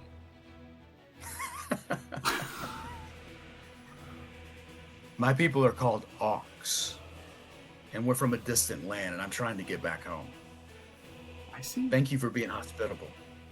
Well, we are just trying to I mean, we've had visitors. This machine keeps creating such strange anomalies, and we have had visitors, not exactly like you, but we try to be understanding. That guy is kind of scary. You seem a little nervous. Is everything okay? Oh, well, I mean, besides beings porting into this your reality, is everything okay right now? Is anything you want to tell us? There is. give me a persuasion roll. Okay.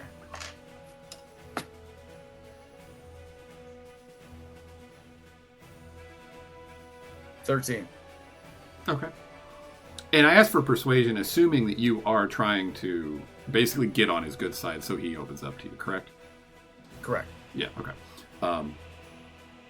I mean, yeah. So it's like it's really nothing that you should concern yourself with. I mean, you, like you said, you're trying to get home.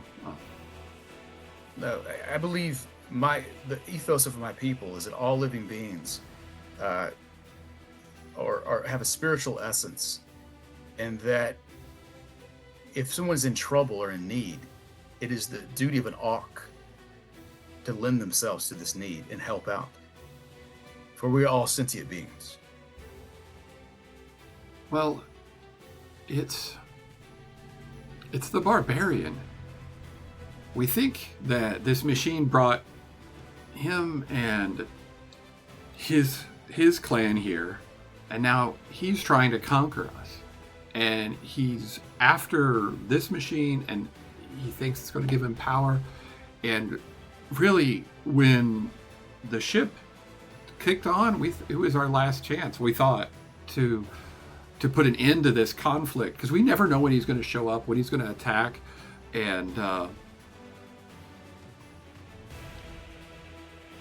yeah, and that, I'm sure what they're talking about right now is fear that if you go after the megaloceros, or the megaloceros, then you will lead him to it, and that would be even worse. Where is this barbarian? Do you know? He points, and he's like, in the hills on the, out, Have you seen this place with your eyes? Yes. Do you mind if I touch you? I guess not. May I touch you? Yes. So I brush the child's cheek with my flipper, and I try to mentally, telepathically bond with him if they allow it. Yeah, he doesn't resist. Okay. So I should be able to see the location that he has seen before, she has seen. Yeah. And I can kind of know where this location's at, how far it is from us, where we're standing right now. Yeah. Yeah, it's about 10 miles to the east. As you'd go out of the forest into some foothills. And how big does this camp look? It is not terribly big, a couple dozen people would be your guess, or we'll say a couple dozen tents. But at this point, the tents look like they're starting to become permanent structures. They're building them up a little bit. And these beings are human? Yeah, they're human, and they've got several Jurassic era dinosaurs with them as like one of the ones we saw on the hilltop weapons. overlooking. Yeah. We saw them, right? Yeah. Okay, got it. All right. What do you think? And just at the last second, it's almost like he's trying to not think it, but he accidentally does. You see a picture of a dense forest glade with a giant, 10-foot tall deer-like creature with antlers that are these huge shields that come around to the side, and then floating above its head is a shard crystal. But then it goes away because he's like, "Oh, I'm not supposed to think that because I'm realizing and where's what's happening." Is that again? It's in a glade, and you just get a direction. It's like northwest.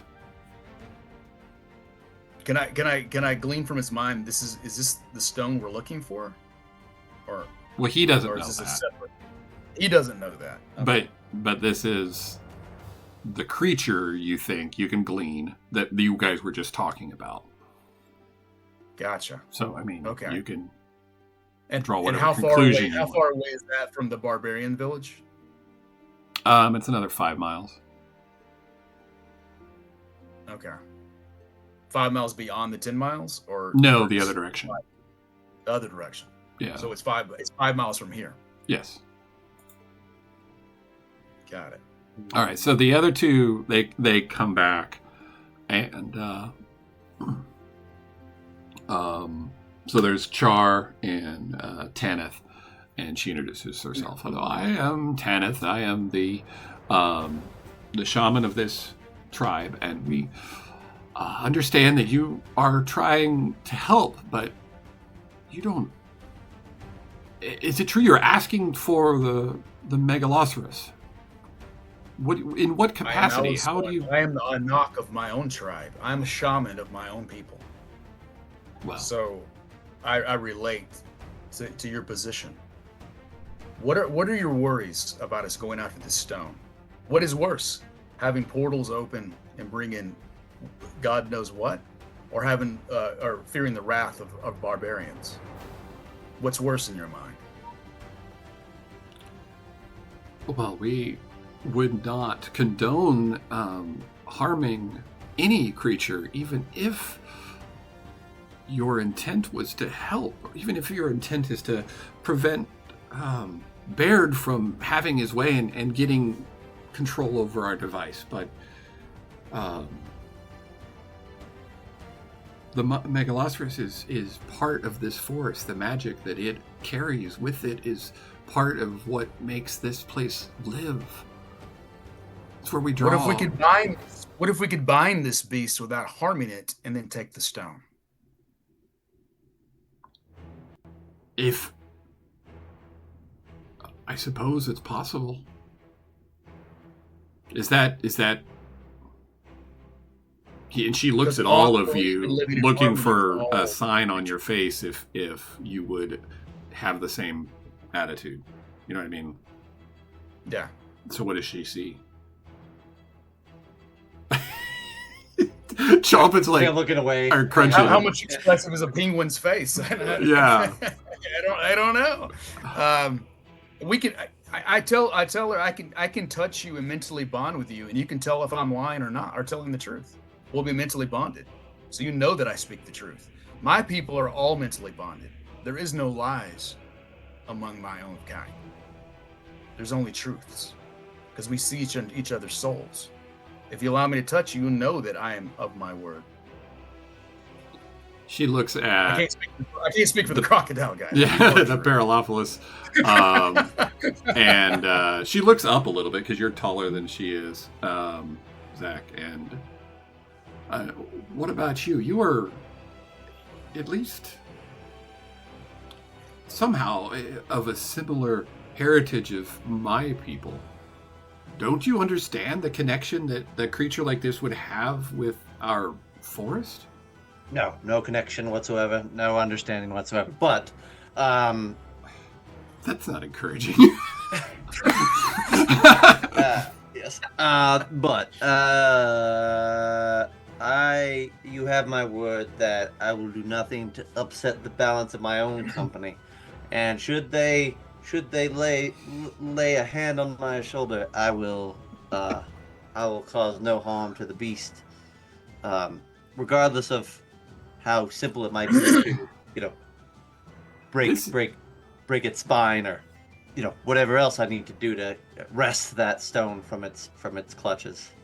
Oh dear. And looking at, yeah, she doesn't look at Chomp It or Crunch It. Sorry, I don't know why I want to call you Chomp It all of a sudden. Toothy. But she does it at Rach. Rach? I don't know why. I still like Rach. I think it's funnier. And you clearly have some technology and unique understanding of the device. What do you need the Cora stone for? The qrula stone, sorry. How does it work? That's proprietary. Don't answer that. Yeah. You're muted still. You're muted on Zoom. One of Rachel's traits is that she will very patiently and excruciatingly explain something to people who she deems are not as smart as her. So she will go step by step into a lot of technical jargon, explaining the importance of this stone and the mechanical,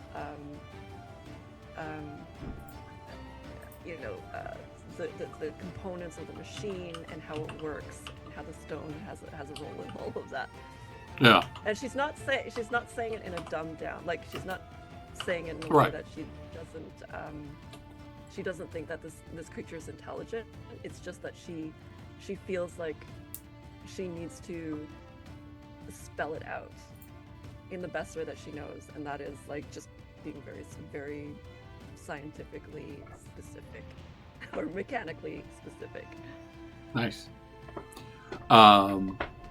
Yeah, so I mean, she's starting to glaze over a little bit, but give me a techno jargon roll. Maybe it's persuasion. Oh my gosh, her charisma is not great. Let's see.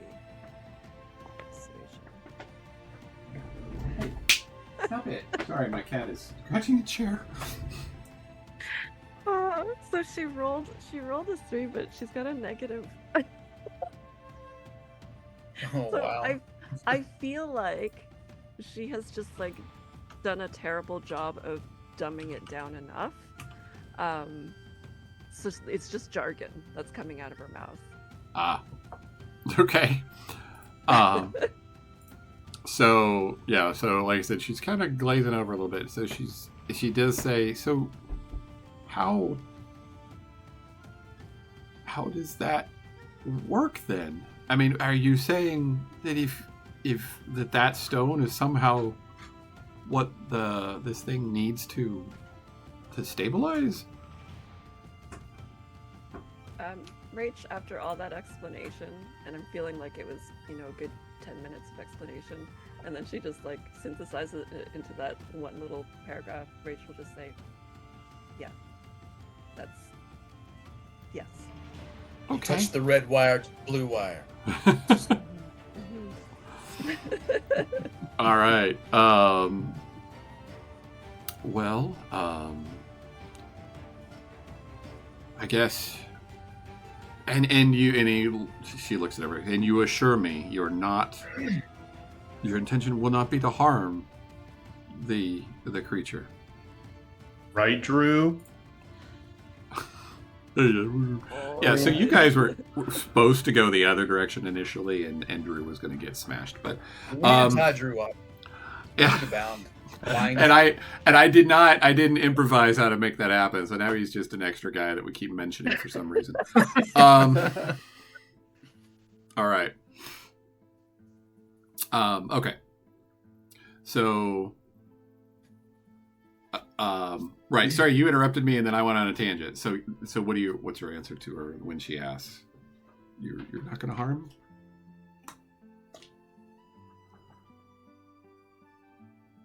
She reaches her hand towards Al. Go. I speak for my companions, don't I? That we will not harm the beast. Okay. Well, Drew, yeah. that means you. He agrees, Yes. reluctantly. It's like, I was wanting some venison. All right.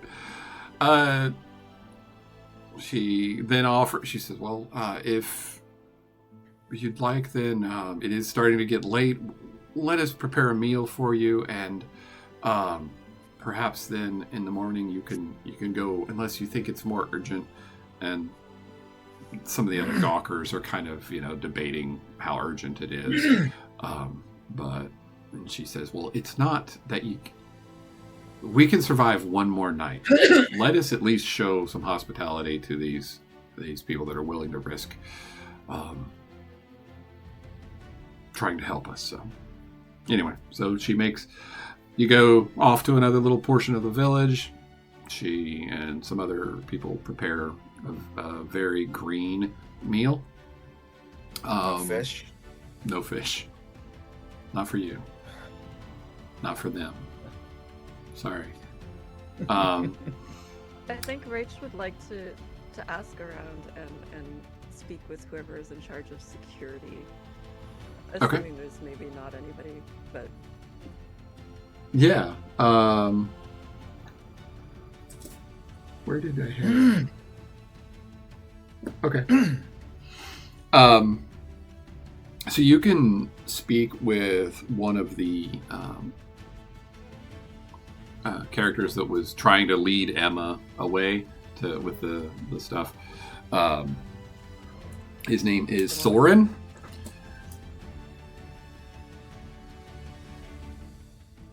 is he the one with the stick, the bone stick? Yes. Yeah. So anyway, he's kind of helping carry stuff to set up some extra tables for you guys, and so you can eat. But he's there to talk. Where is Zareth? Is Zareth with Tanith?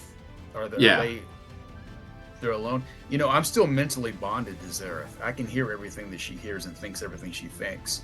So if there's any talk of they're not on board with us or anything we don't know that could harm us, I'd like to know that information. Okay. Yeah, we'll swing back around to that. Okay. Okay, so what do you ask Soren? I think she's in, like Rach is in soldier protector sort of mode right now because they have been, they're under threat by these barbarians. And so she wants to walk him through all the flaws that she's noticed in their defensive. Oh. Lucky him. Yeah.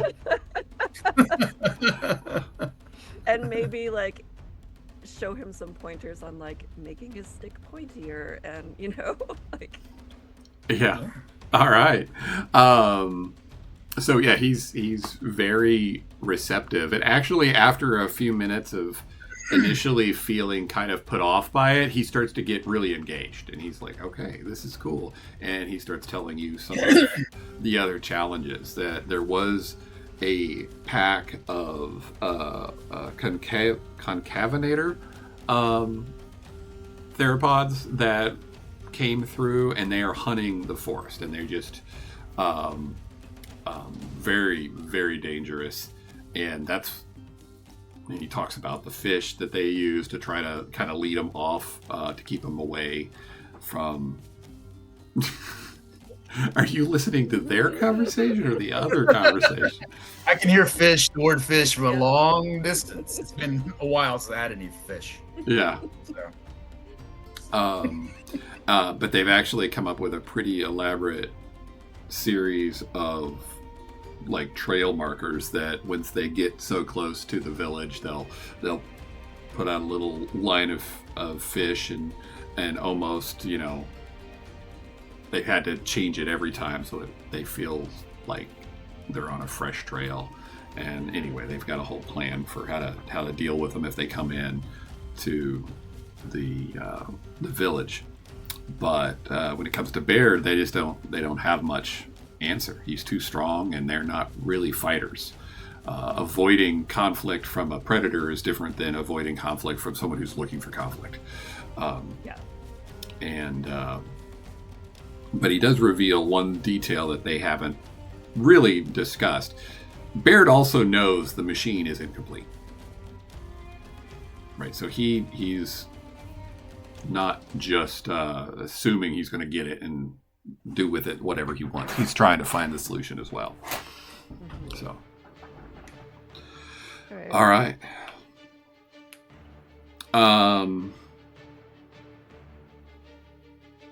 As far as ask him a question, could I ask? I kind of waddle behind them, and I kind of hear the end of the conversation.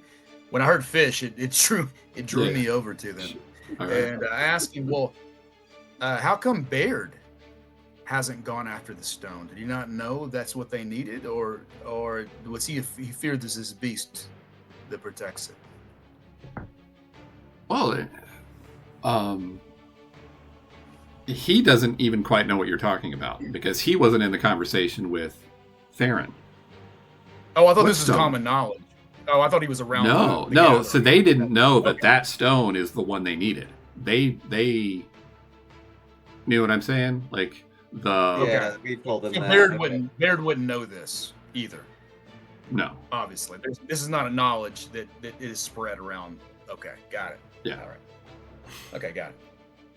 Yeah, because the stone that came with the device is gone, and they didn't know that there was a compatible stone that was natural in the forest. And Rach discerned that. Yeah. Yeah. Okay, got it. Yeah. Okay. So, okay. Anything else you guys want to do this evening, or do we have a?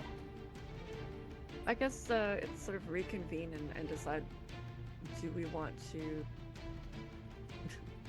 take out the barbarians first, or like lead them astray, and then head to the stone, or just head to the stone and just be careful? Why don't we lead the barbarians to the creature? The creature can fight the barbarians. Technically, if they kill it, it wasn't us. Or we could pay the barbarians to kill it and My then cat out. slay barbarians after that.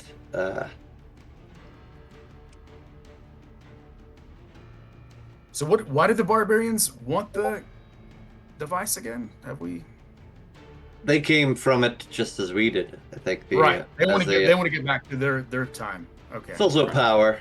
I can imagine they want that just as much as they want anything. Got it. So we could go meet with them, tell them that we're working together, or we could, like you said, offer them payment, or convince them we're going to double cross the village and use them to our advantage, perhaps.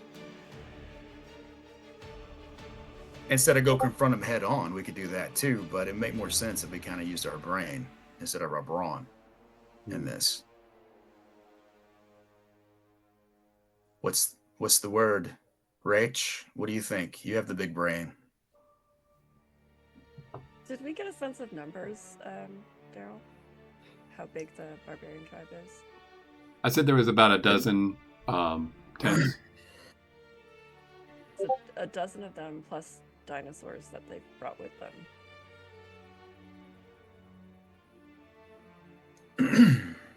I think. Well, we could recruit Emma here, and that would more than even the odds.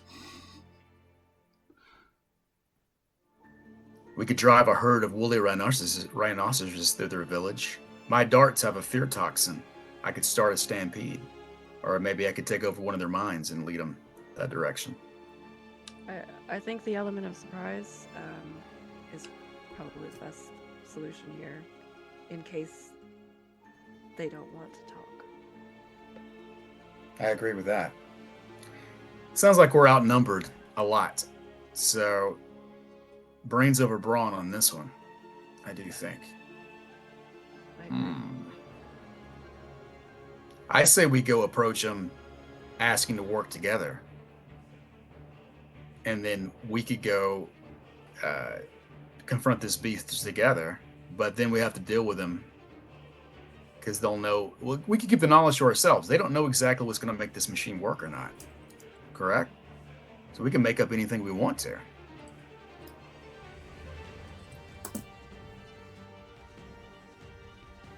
That would be up to Rach to sell it. So what would be a good lie to tell the barbarians why we need to go to the glade to get the stone, if not for the machine, though?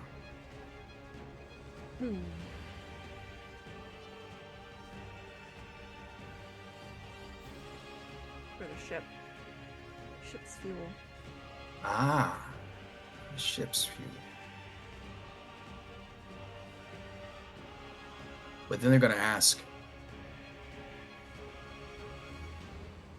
So we could say that that we just need the ship and the machine's not super important to us, and that the stone fuels the ship. I don't know. What's everybody else thinking? We could let them believe that we have made this deal with this village to get the stone under the guise of repairing this machine, and in actuality using it to repair our ship. Could do that, or we could tell them too that the village thinks this stone is holy and they just want it for their own religious purposes. It has nothing to do with that. at all. And we're not interested in the machine at all. Who cares about the machine? And we'll even help you acquire the machine. Maybe even help you fix it after you help us get the stone. And hopefully a lot of them die for the creature that's killing them. So, Drew? Did we get a sense that Drew? the creature was... Did we... Where's Drew? Oh, no. He's wandered off again. Yeah, Drew has wandered off for sure.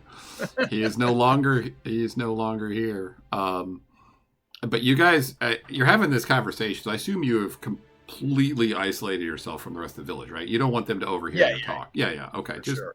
So I'm not gonna. In fact, I'd like to touch everybody again and us reestablish tell it. I got to wait till a long rest to do that again. But Okay. we'll rest tonight. Talk tomorrow. Yeah, But we're off. theoretically have this conversation in the morning too. Yeah, that's true. Yeah, we could do that too as well. For clarification, this deer creature, did we get a sense that it was a violent creature, an aggressive No. creature? No. No, So I don't think No. it's going to fight. Oh, off so that may not do us any. barbarians. it is. They may not fight barbarians. It is revered. It is a symbol of tranquility and harmony of things that druids would like typically, but not this druid. Very deadly. Hungry druids.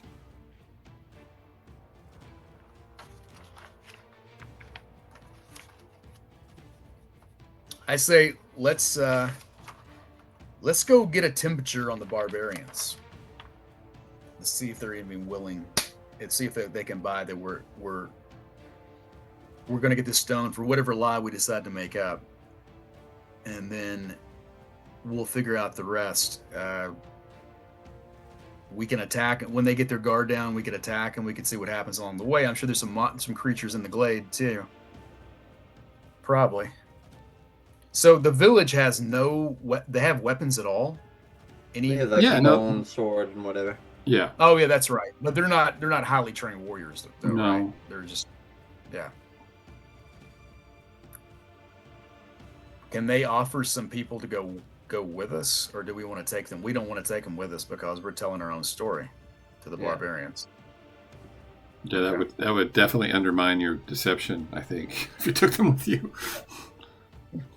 So okay, just talking out loud. All right. So what's the plan when we get the? I believe we probably could talk the barbarians to our side, but what's the plan to dispatch the barbarians? Do we separate them? Surely, gosh, all of them's not going to go with us to the glade. What if we just take the barbarians with us? If there are humans that are from our neck of the woods, we simply repair the device. This is the first step of that, and we haul them with us out of here on the ship once that's fully repaired.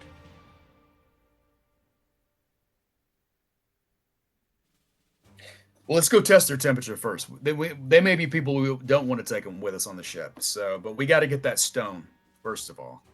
So, what's the plan? Do you want to get the stone first, or do you want to go to the barbarian village first? I mean, a few minutes I ago, see. it sounded like you were going to the barbarians first, but Yeah, Not barbarian. Yeah, Okay. that's what my call is. We'll go to the Yeah, barbarians let's first. do it. Let's do it. All right.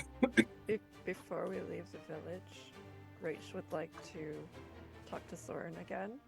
okay. Get him to make a bunch of snare type traps. Like this is your make work project for the All next right. little while. And how big? What are we snaring? Like Mostly humans. human? Okay. I'll see what I can do. Maybe Char can help, and Okay. Zareth, yeah, whoever they are. Okay. Did I hear Zareth? Did I hear any hearsay from Zareth about what she heard about anything that we don't know about? They're not being honest about something. Or No, what by the sort of time by the time they had that discussion, you were so focused on fish, you didn't have a chance to listen. Even though you were connected, it just you can't. You can't possibly divide your mind that many times. So I was overridden. yeah. All right. So, But I never got fish there. Even though they bait the Just a lot sauropods for of it. fish, there's no fish around.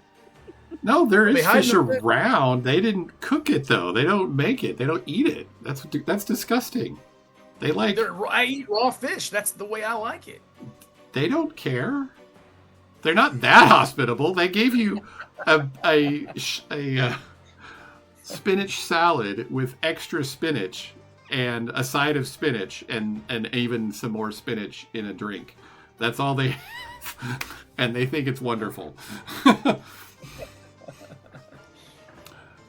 of vegans. Yeah. Okay. All right. So Soren and another crowd townsperson describes. Oh wait. You don't need that. So you're going to follow your telepathy mind link thing to go over to.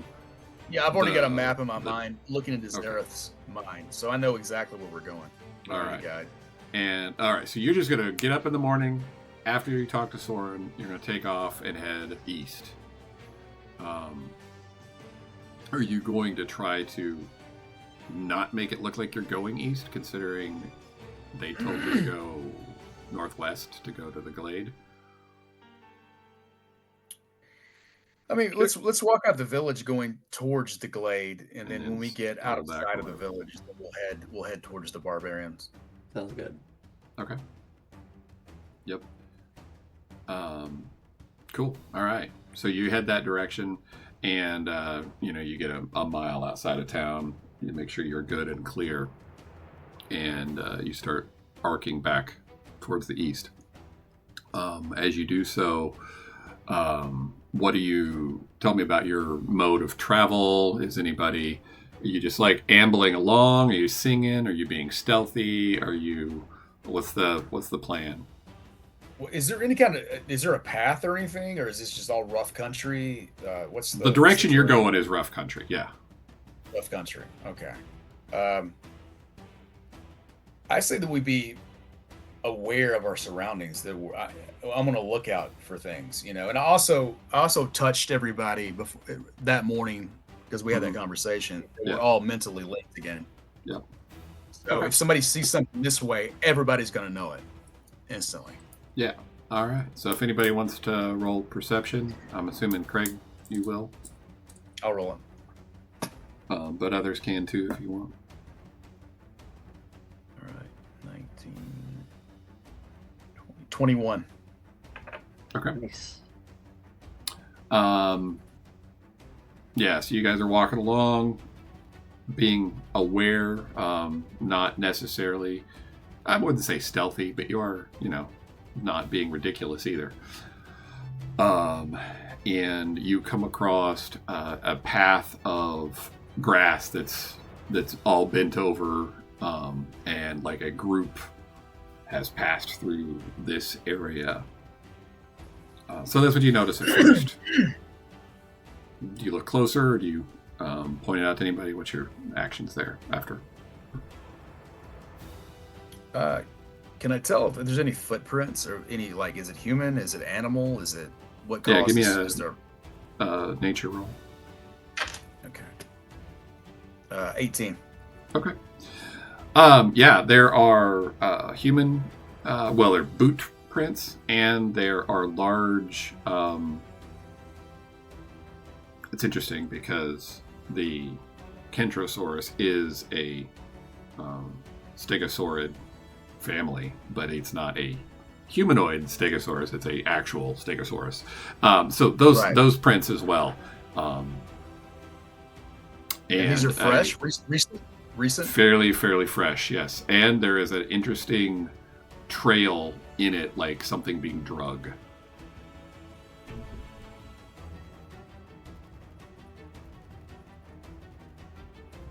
Okay. And it's going towards where we're going. It is going towards the direction you were faking that you were going. Faking? Oh, this is the fake direction. It's towards the glade. Yeah, it's going towards the glade. You guys were curving back, and you crossed their path, or what that was going So is the I'm talking to the crew. Is the barbarians going, or did somebody from the village leave before we left to go to the glade? Because now they know this information Well, there's no. about this. You didn't see anybody wearing boots in the village. Though nobody wearing boots. Or riding Okay. around their own ancestors. They're big clawed toad feet. Yeah. Got Are it. we able to tell how long ago something came through here? Give me a survival roll.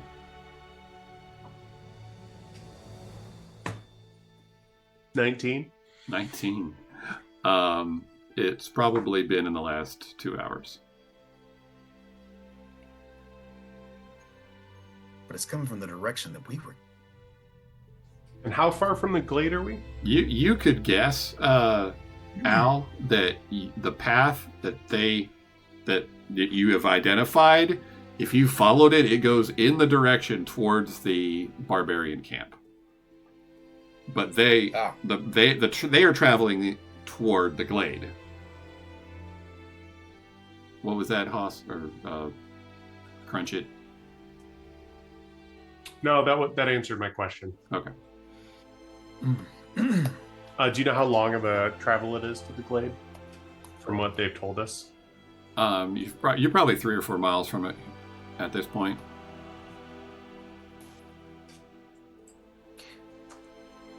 What if we do So this? through this country, I mean, if they were an hour ahead of you, they'd already be there in this terrain, but not by much. Do we get a sense of how many traveled through here? Good question. You can give me a survival roll. Can we use my original 19, or can I help her? You can help. I'll help. I'll help.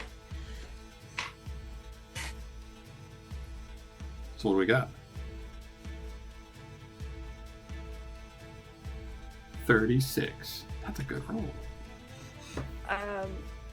Wait, are we looking? We're looking at survival, not investigation. Can I use investigation?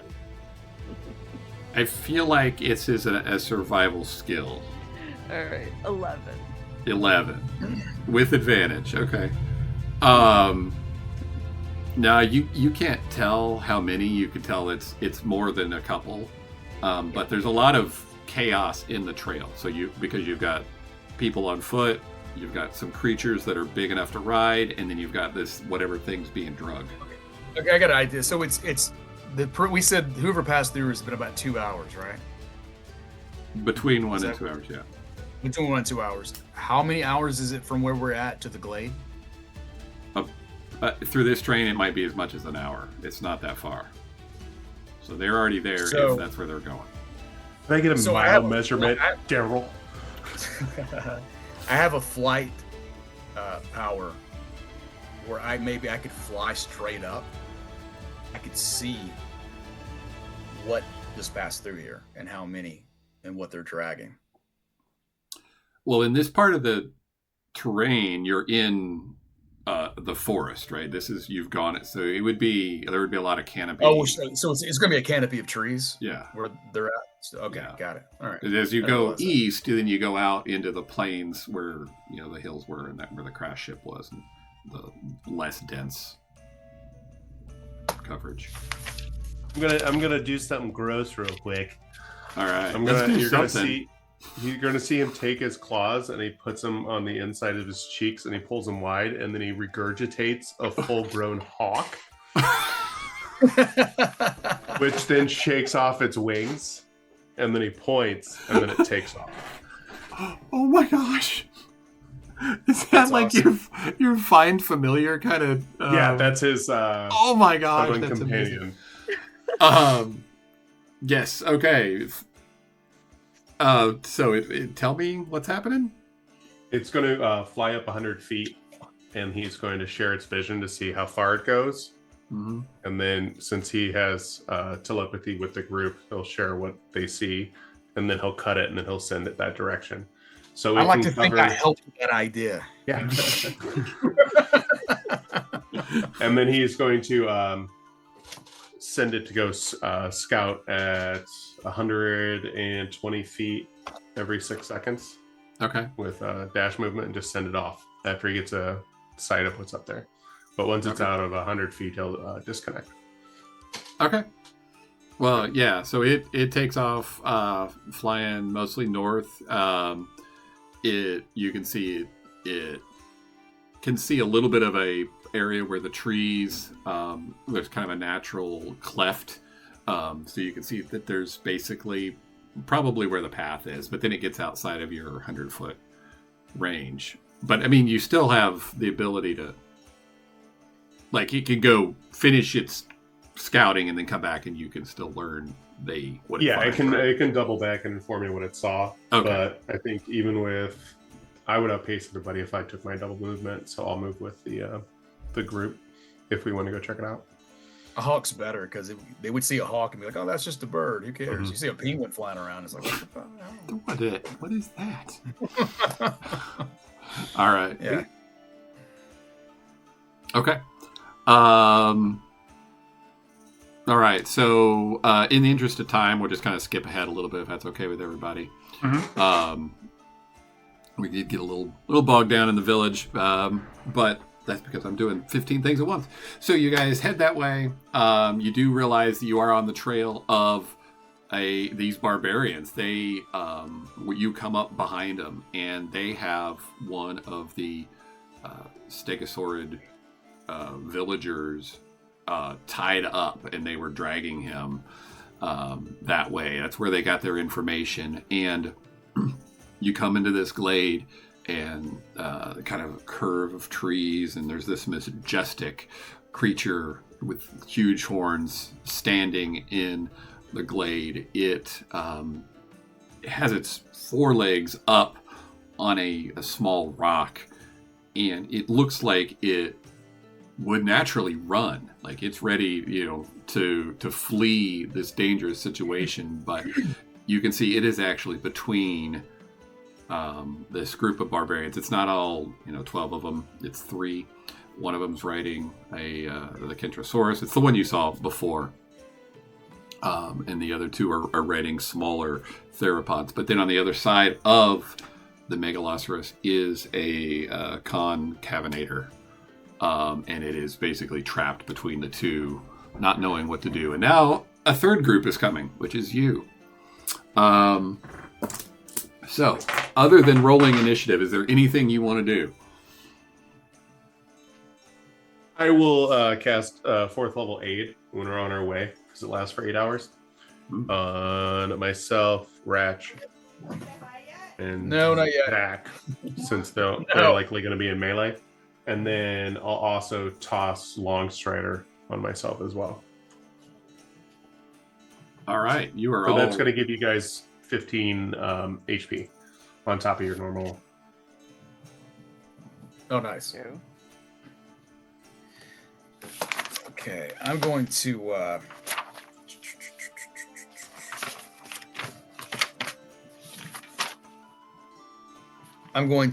unlock a major astral sphere called Plane Shift Warrior, and I grow 2 astral arms or flippers extra, and it'll give me an extra attack to throw my darts.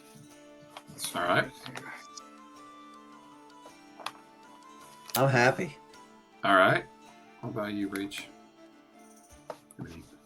Pre-combat I've got actions? Yeah, I've got a bonus action that I could take as it's a enhanced target lock, and it's basically it's sort of like a, if you can imagine, hunter's mark. Yeah. With a little bit of extra flair, I guess. Right. Nice. Yeah. Okay. Cool. So since that's a bonus action, we'll let you determine your target once we get rolling here. So everyone, roll initiative. Once we're close enough to, I'd like to cast Fount of Moonlight. Okay. Yeah, we're going to find out what that is together. That's a new one. Yeah. I rolled a 19. I rolled a Same 19. here. Oh, no way. We're in sync. We're all Yes. mentally bonded. That's why. All right. Well, that's fun. So 3 of you rolled a 19? What did you roll, Hoff? I didn't get to roll a 19 this time. I Okay. rolled 14 plus 4. Okay. So the 3 19s, let's just roll again. You'll still be in the 19 place, but we'll just figure out what order you're in from there. 16. 8. 5. And 8, is that what I heard? That's right. Okay. So Rach, Al, Bello, then the Concavenator, then Crunchy, then Baird. Okay.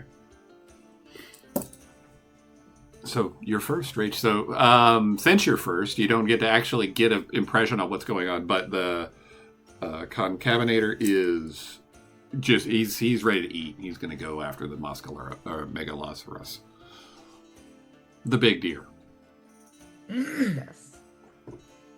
All right. So the one that's looks like it's gonna go for it. Rach is just gonna, take out the big gun. So she's got a black dragon cannon. Nice. She's just like gonna pull it out. And she's like, exactly. Yeah. I feel like we're such a weird band of adventurers. We had So strange. And she's a gnome too, so she's like I would 3 love to feet see a nothing. drawing of all of us. Yeah, That'd she's be like 3 feet nothing, and like this gun is probably as big as she is, right? Nice. That's great. Yeah, so she's got a Kraken model, which is it does a lot of necrotic damage, and actually, you know what? I'm gonna scratch that. She's got the Tyrannus model. It's a lightning damage weapon. Nice. So she's going to use that and just like, so she's got the enhanced target lock on this individual, and so I'm gonna roll my attack. So people in stream can see on the screen, but I also put it into Discord so you guys can see it. This is literally what you see. You can see the Concavenator just past it, and the megaloceros with the qrula stone floating over its head. So, and then Baird is then on this side of it. You're just looking past him, I guess. So, all right, roll to hit. All right, we got a 17. All right, and that's with your target lock? With my target lock, yeah. Okay. So yeah, you lock in. The creature is focused on the deer, and so you blast it as its head sort of dips into the light out of the shadows of the trees that it's under, and gets hit. Roll that damage.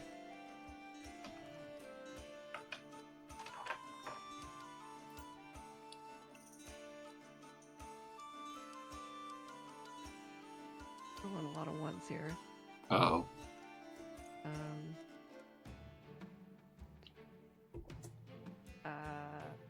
That is 13 plus. There's 16. Let me just make sure. And then this one here, because I do have this one. I put an additional. What was that? 16 plus 6 is 22. 22. All right. So 22. So you just see like this basically blast of lightning, Yeah. conducted energy just leap out of the weapon. Nice. And it hits this this creature, and then everything within 10 feet of that creature has to make a dexterity saving throw, or they also take lightning damage. Nice. So it's kind of a chain lightning sort of effect. Yeah. Yeah. The DC is 15. Okay. Well, it is just outside of the 10-foot range of the megaloceros, but it's also by itself then. So you hit it. Okay. The crackling lightning flying through the air strikes this thing, and it roars kind of with anger as you see some of its skin start to blacken and crack, and its lips pull back and revealing these terrible teeth. I feel like there was kickback on this too because she's so tiny. Oh yeah. Even though she's strong, it's just like Yeah. That's awesome. Yeah. So the techno wizard fires her gun, and then it is Owl's turn, I think. How far away am I from a target or multiple targets? I think you're probably about 30 feet away from Baird, and then he's another 30 feet or so away from the megaloceros, and then the dinosaur is 20 feet past that. Okay, I'm gonna shoot. Oh, and he turns his head. Obviously, after Rach fires, like his group of 3, they're like, "Whoa, there's people here." Okay, But yeah, go on. I'm gonna shoot I'm gonna use a minor telekinesis sphere, and I'm gonna open up Mind Bolt. A Mind Bolt is I shoot translucent blades of mystical energy at people, and I can unlock that, and I can shoot 4 Mind Bolts. I'm gonna shoot them at Bard. Okay. Baird. Baird. And so All this right. is a ranged attack, but I use my intelligence to hit, not dexterity. Okay. So Yeah, roll to hit. 10. First one is 10, 11, 12, 13. All right. So how many? You shot 4 bolts. Do you roll for 4 each? bolts. You mean to roll for all 4 at one time, or do you mean to roll one at a time? I guess I was imagining something more like a magic missile where you don't roll at all. So it really would depend on how you want to write it. I mean, is it 4 individual targets, or is it one attack that I'm gonna shoot all 4 at him. Yeah. All But 4. would you have the option of dividing it to multiple targets? Is that Yeah, the way? I could. Then roll them all separately. I'm directing these with my mind All right. to hit. Okay. That's So roll kinda them all cool. separately. Then the first one misses. He kind of First, okay. leans to the side, and his Kentrosaurus turns towards you, his spikes quivering. Okay. So the second one's 15, 16, 17. That'll hit. Okay. Third one, 7, 8, 9, 10. That'll miss. Fourth one, 18, 19, 20, 21. That'll hit. Roll damage for Okay. 2. All right.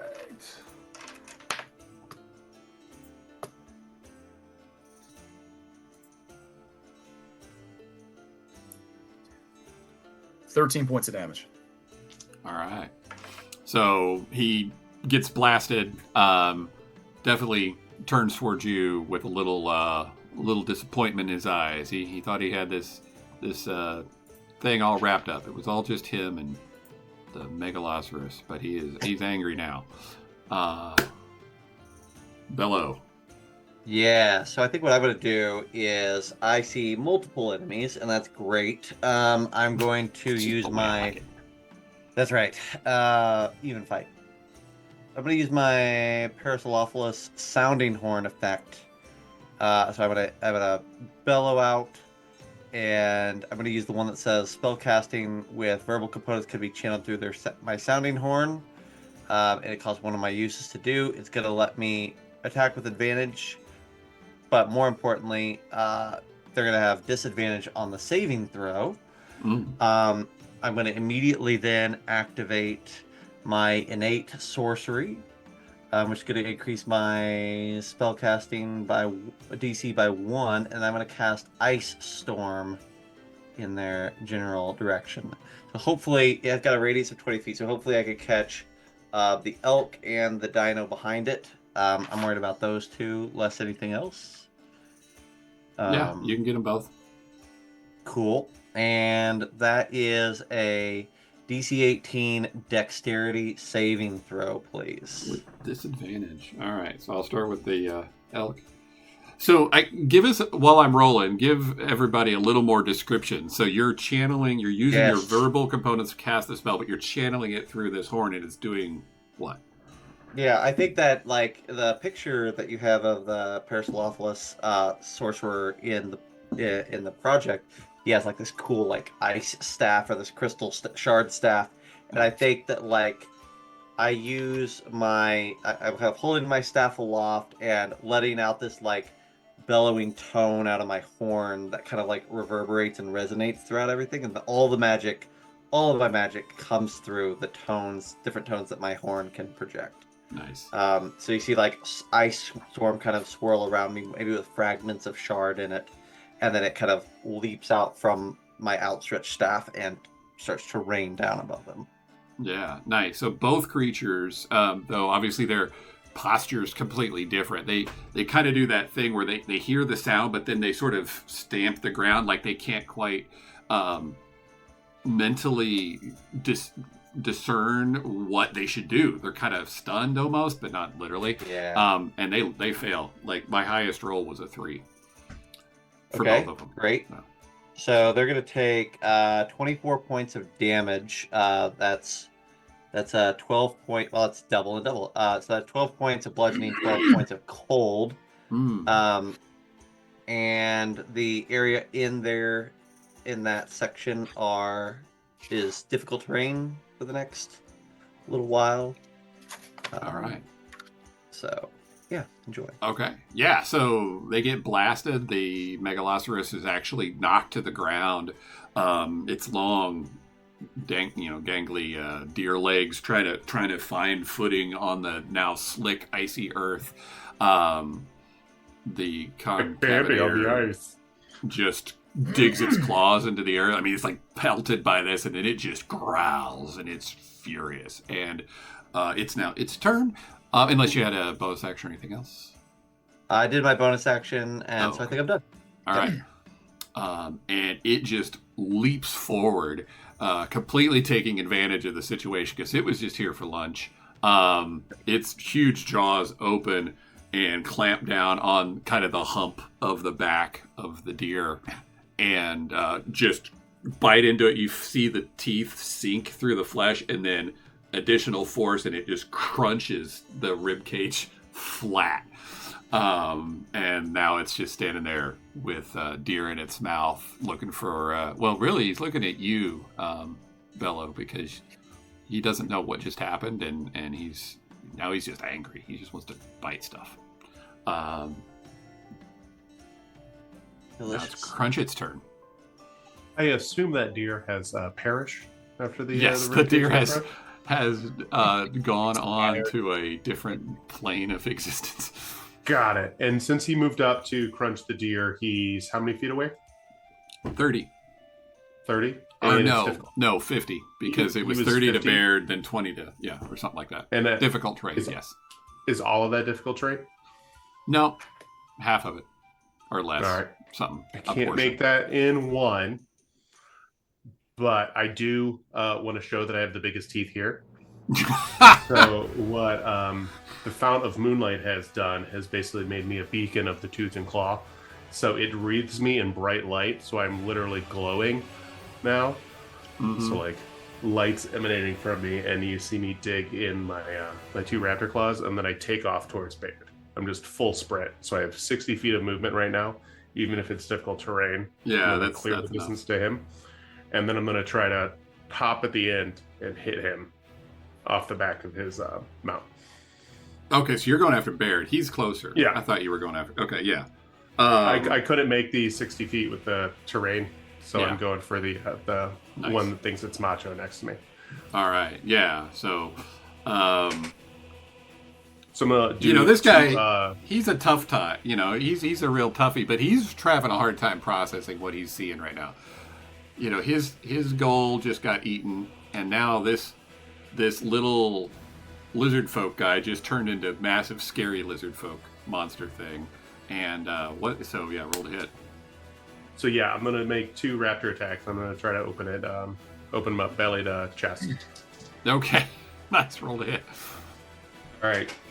19 and 13 plus 8 apiece, 21 and 27. Yeah, the 21 hits. So I'm guessing the 27 probably does. Okay. Yeah.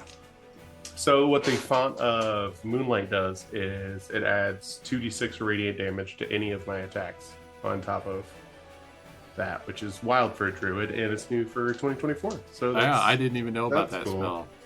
You have got the best stacking of everything going on right now with him. It's kind of my goal. Crunchy. That is subclass. So that's going to be 17 for the first hit. Oh man, that's a lot. The second hit is going to be 12, 14, and then plus 4 for each, so like 22 for the second one. Nice. That is Oh, sorry, 39 12, 14. damage total. Sorry, 12.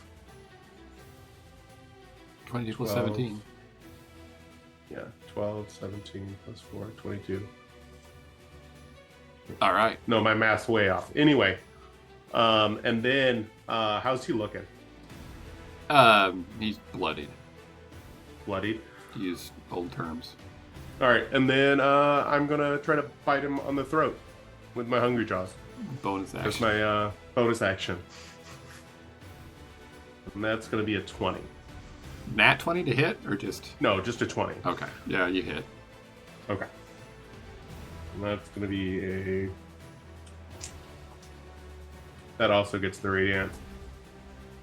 So that's gonna be 11. 11. All right. Yeah. So you chomp into him pretty good. Nice.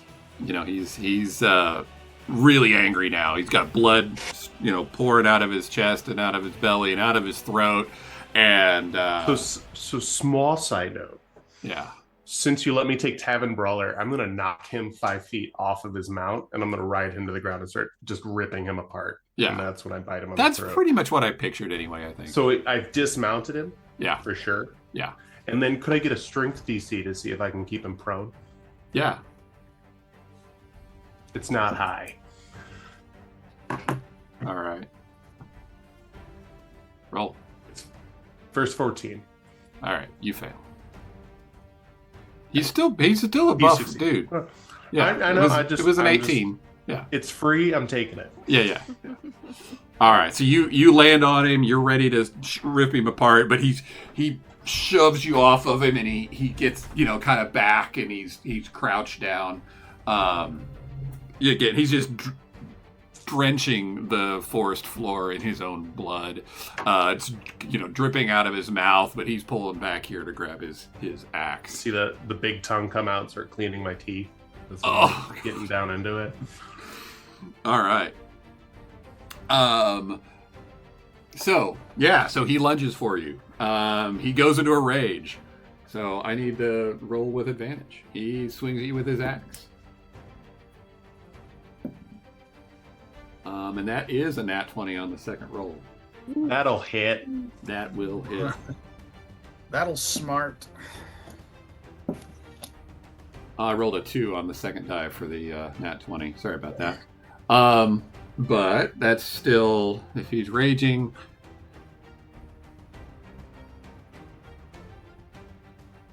So that is 22 damage on the first attack.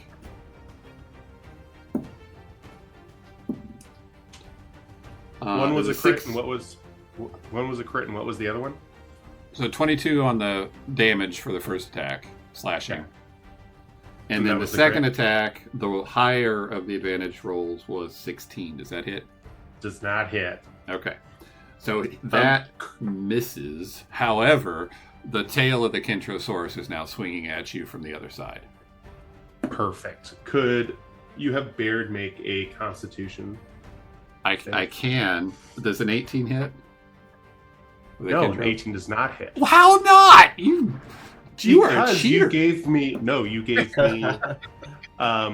Lizard Folk. I have 13 plus the AC bonus from Raptor gets me to 17, plus 2 from the shield, plus 2 from Wisdom, because the Druids get to attack their Wisdom onto AC, which is your design, my good friend. That's a 21 AC, just sitting pretty as long as I'm in raptor form. That's insane. Okay.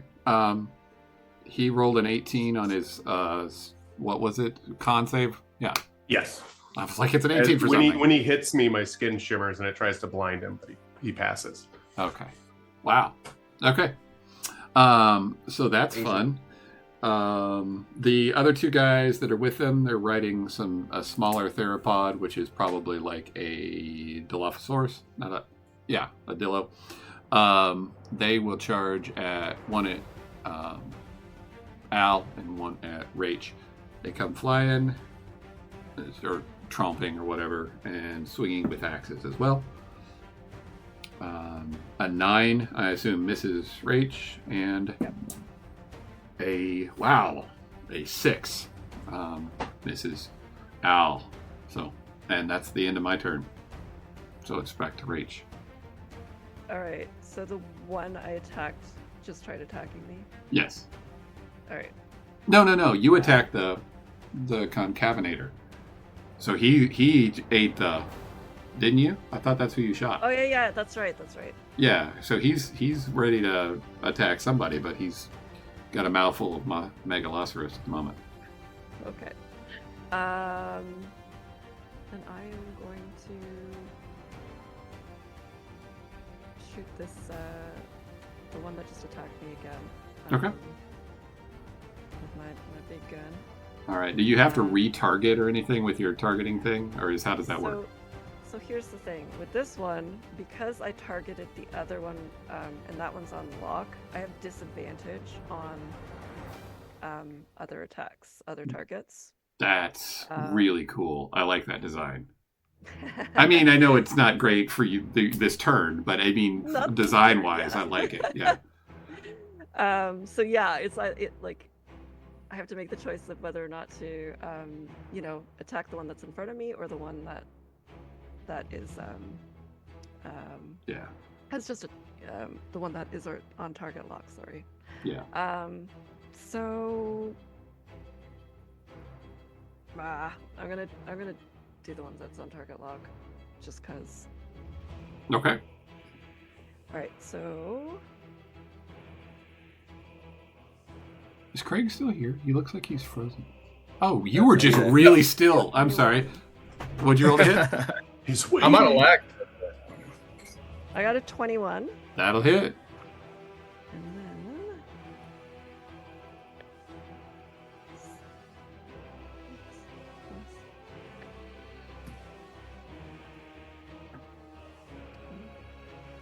16. 16 damage. Yes, it's All lightning damage, and it does the same thing. So it's up with the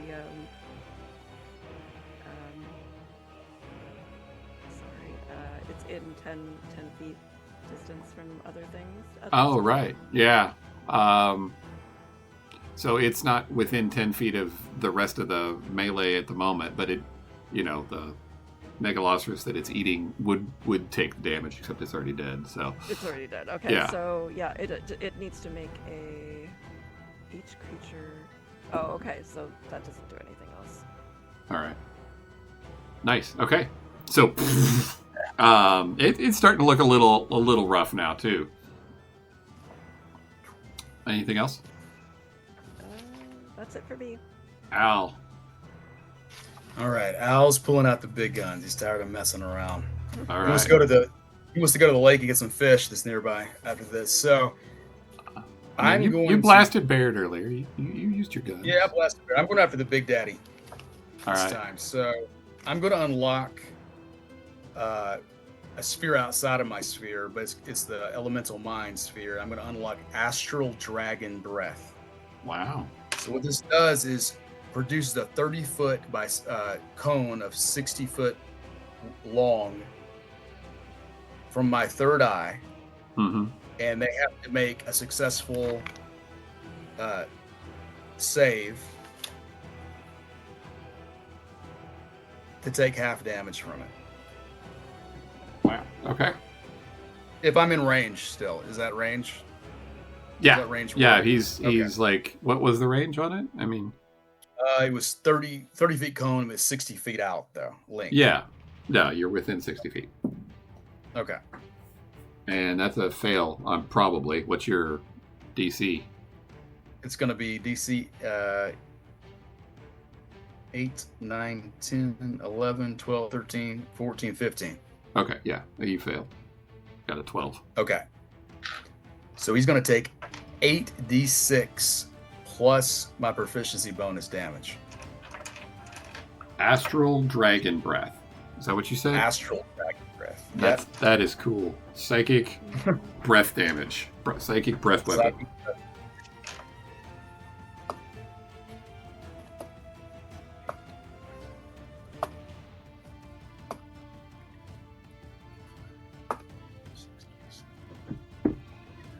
$32 points of damage. Woo! All right. Yeah. So you blast him. The concavenator. I mean, he's down. He's he kind of shrinks back a little bit as he starts taking the psychic damage. I assume is it invisible? Or does it have a visible component to it? I think it has a visible component. I think it's like a radiant, mystical fire. Okay. Coming out of my third eye. All right.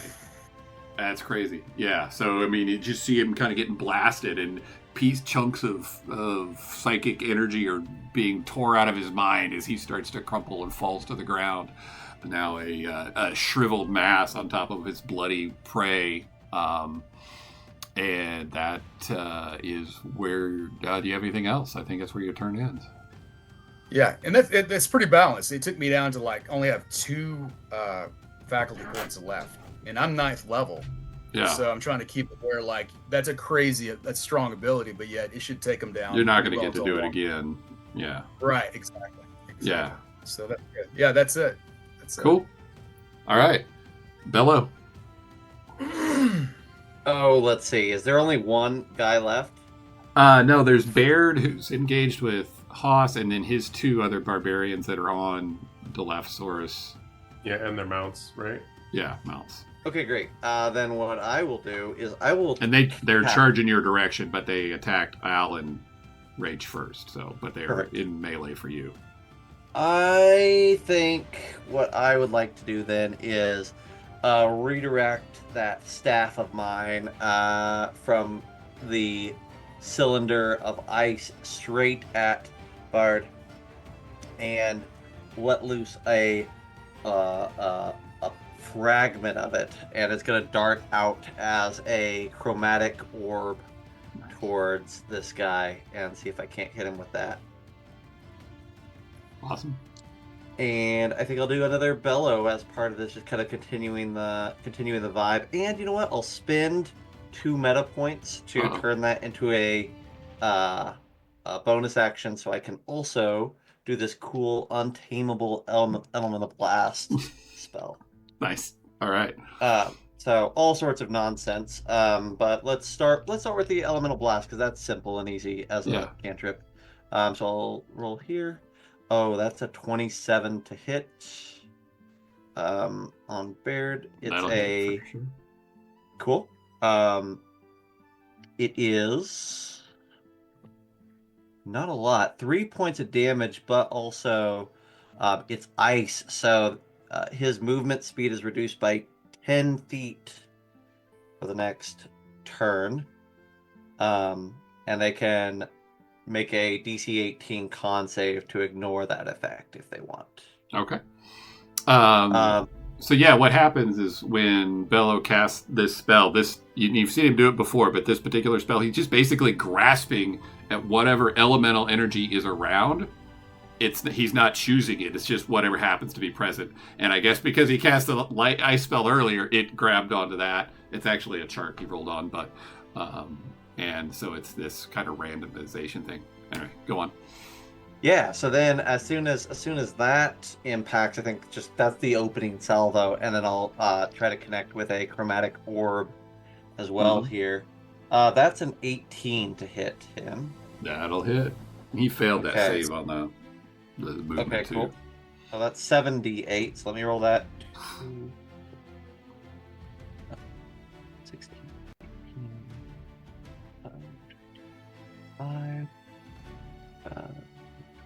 34 points of damage, and then I rolled the same number on 2 or more of my d8s, so that orb leads to a different target of my choice. So I just hit one of his buddies with that, if that's all right. Yeah. Or target with that. So I make a new attack roll against the buddy. That is a 26 to hit. Yeah. And I make the same damage there. Nice. And then if I deal something here, let's see, 15. I'll get to leap one more time. 23, 24, 30. That's 34 points of damage to that guy. And then because I rolled 2 4s, I get to do it one more time with the other guy. Gosh. Is this the new way chromatic orb works, or is this? It is, and I'm doing it at 5th level, so it's like I won big. Hooray, hooray, right? 23 to hit that guy. And that's 3, 15, 19, 29.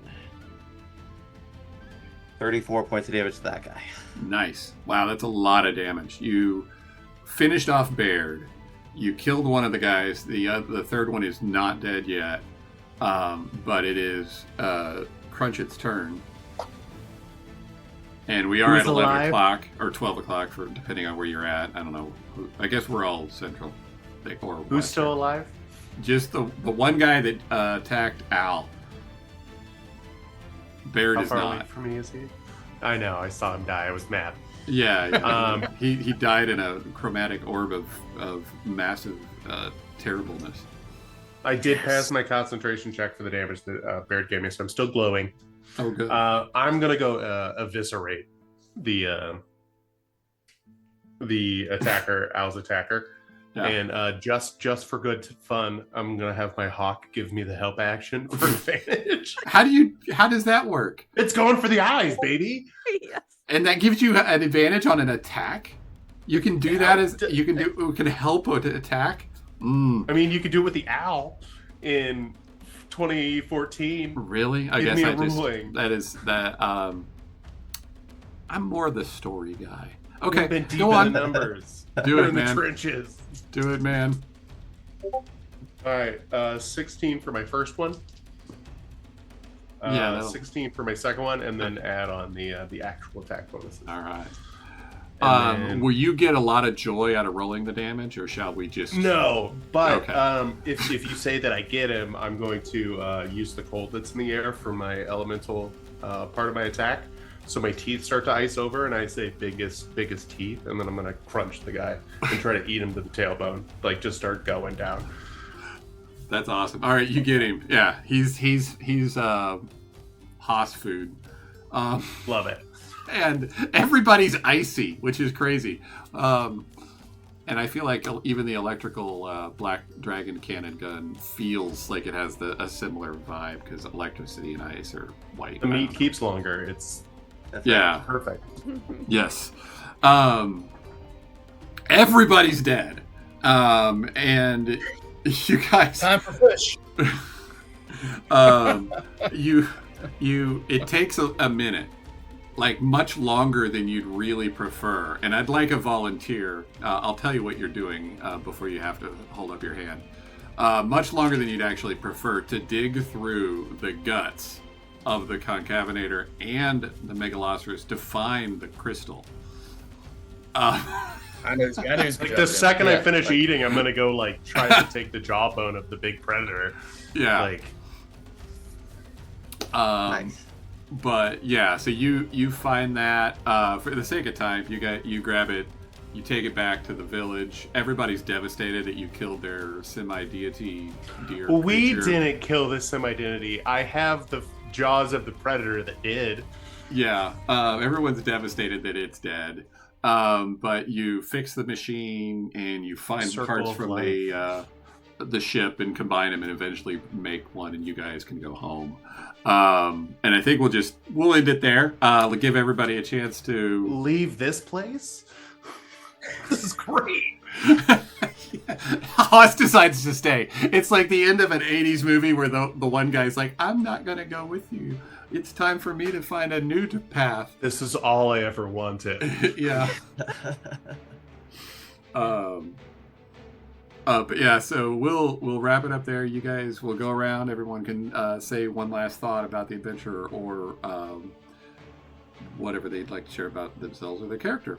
And we will cut it off. But again, I am Daryl. I am the creator of A Time Traveler's Guide to Dinosaur Hunting. And these people are writers or friends that have made this idea come to life to be something super cool. We've had an amazing second to last day of the Kickstarter. We've got one more day tomorrow, so go check that out. You can go to dinosaur.splatterink.com and it will forward you to it. Or just look pretty much anywhere, because everywhere is linking to it right now. There's ads and videos and everything. So that's all I've got to say. We'll go around in opposite order. So let's start with Zach. Oh, yeah, okay. This was super fun. Thank you for having me, Daryl. Just as a reminder, I guess, for people that I was playing a sorcerer, but the more important thing is that I was playing a Paracelophilus lineage, which is super, super fun. There's a lot of cool horn effects, and you should definitely check that out and buy the book. All right. Thank you. Haas. Again, I'm Haas. I don't do anything of note. But the Circle of the Dawn is really interesting. I like how it pivots on the Circle of the Moon. The hybrid forms are really cool. The Raptor might be stronger than you intended. Yeah. And I pivoted hard into it. Yeah. 20 plus movement feet, 1d8 attacks, plus the AC bonus with the from the Dex, plus the Wisdom is really strong. Right. So but the basically sauropod like a form full makes plate. see, in my mind, it was the extra thing that made it balanced to the others, but it combat wise, it just tilts it too far. Yeah. A little bit. Yeah. Plus, I took feats to pivot into it, like the push and the knockdown from both melees, and normally a druid wouldn't have those. But it's very fun to play a melee-focused druid and still have all the spell powers, so that's a lot of fun. And Wisdom as a bonus, it does definitely poke towards barbarian, but I didn't have a reason to cast frenzy while I had all the other fun stuff to sort through. Yes. So he has a spell called Frenzy, which basically he goes into a rage and a reckless attack at the same time. And he's a druid. That was going to be my next round for Bard if he was still standing. Yeah, you guys pack a punch. Yeah. So that brings us to Craig. Hey guys, it's been a blast. I feel like we were starting to gel as a team. So, but wacky team, but it was cool. Everybody kind of complimented it. I'm glad I got to play the Shard Mystic, and for the most part, it worked really well. I got to figure out some like how many times you could unleash one of the spheres of the mind, like per action. Like a few little nuts and bolts I got to work out, but I can't wait for everybody to try it and play it. And please, I'm on Instagram. I love talking to people. Reach out. C Sawyer Writer on Instagram, and also on X, and I'm on Facebook, and I'm on the Discord. So anytime you want to ask questions about the Shard Mystic or anything, or just let's hang out and talk about Dungeons and Dragons, I'm all for it. But it's been a blast. It was so good to meet everybody. So yeah, it's been fun for sure. Yeah, no, I'll tack on to that too. If you go to the Kickstarter page, you can get to our Discord. There's going to be lots of play testing with these characters and with these classes and spells and everything. So we don't have that organized yet, but it's coming, and it'll be a lot of fun. So you got to be in our Discord though to be a part of that. So we will wrap it up with Kat. I'm Kat Kruger. I was playing a cyborg that I'm still working on. This has been so much fun. I hope that we get another opportunity to do this as we continue to play test, because this was so much fun. I just really enjoyed, some parts were a little bit like we were a little OP, but yeah, I was okay with that. I love it. Yeah, no, I love it. I mean, it should be balanced for the final product, but obviously that's important. But the reason we play RPGs, in my opinion, the reason that I create them is so that people can have the experience of being a hero. That's what I want them to experience. So having powers, being effective in doing all this stuff as a massive, hero is the whole point. So, Absolutely. Yeah. Yeah. be a hero. Yeah, so when I design stuff, I love doing stuff like this. When I run games, it's usually very cozy. So when I run games and start playing, it's like Ghibli romping through the Feywild sort of thing. Yeah. But then when I design things, it's like, how many skulls can I fit into this subclass? Yeah, that's fun. But yeah, you can find me at steampunkunicornstudio.com where all my links are. But yeah, this is amazing, and I truly do hope that we can play again together. Yeah, I would love to. I mean, if there's a way to make Splattered Ink have a regular live stream, we will make it happen. So if you watch the show, if you're in the Discord and you just want to give me that encouragement a little bit more, like, hey, really do this. Every little bit will help tip the scale that direction, because it's a matter of time. We got lots of work to do, but we also, this is an important part of that work, is testing it and exposing ideas to other people. So I've got to go walk some dogs, guys. My dogs are going nuts. all right. Well, I think we're wrapping it up. So Great, um, Let's everybody- soon. Let's do this. yeah, For sure. awesome. Later, thank guys. you. Thank Have a you good- for playing. Thank you for watching, and thank for we got a little raid there at the end. So thanks for that. Talk to you later. Have a good night and keep rolling them 20s. Bye. Bye.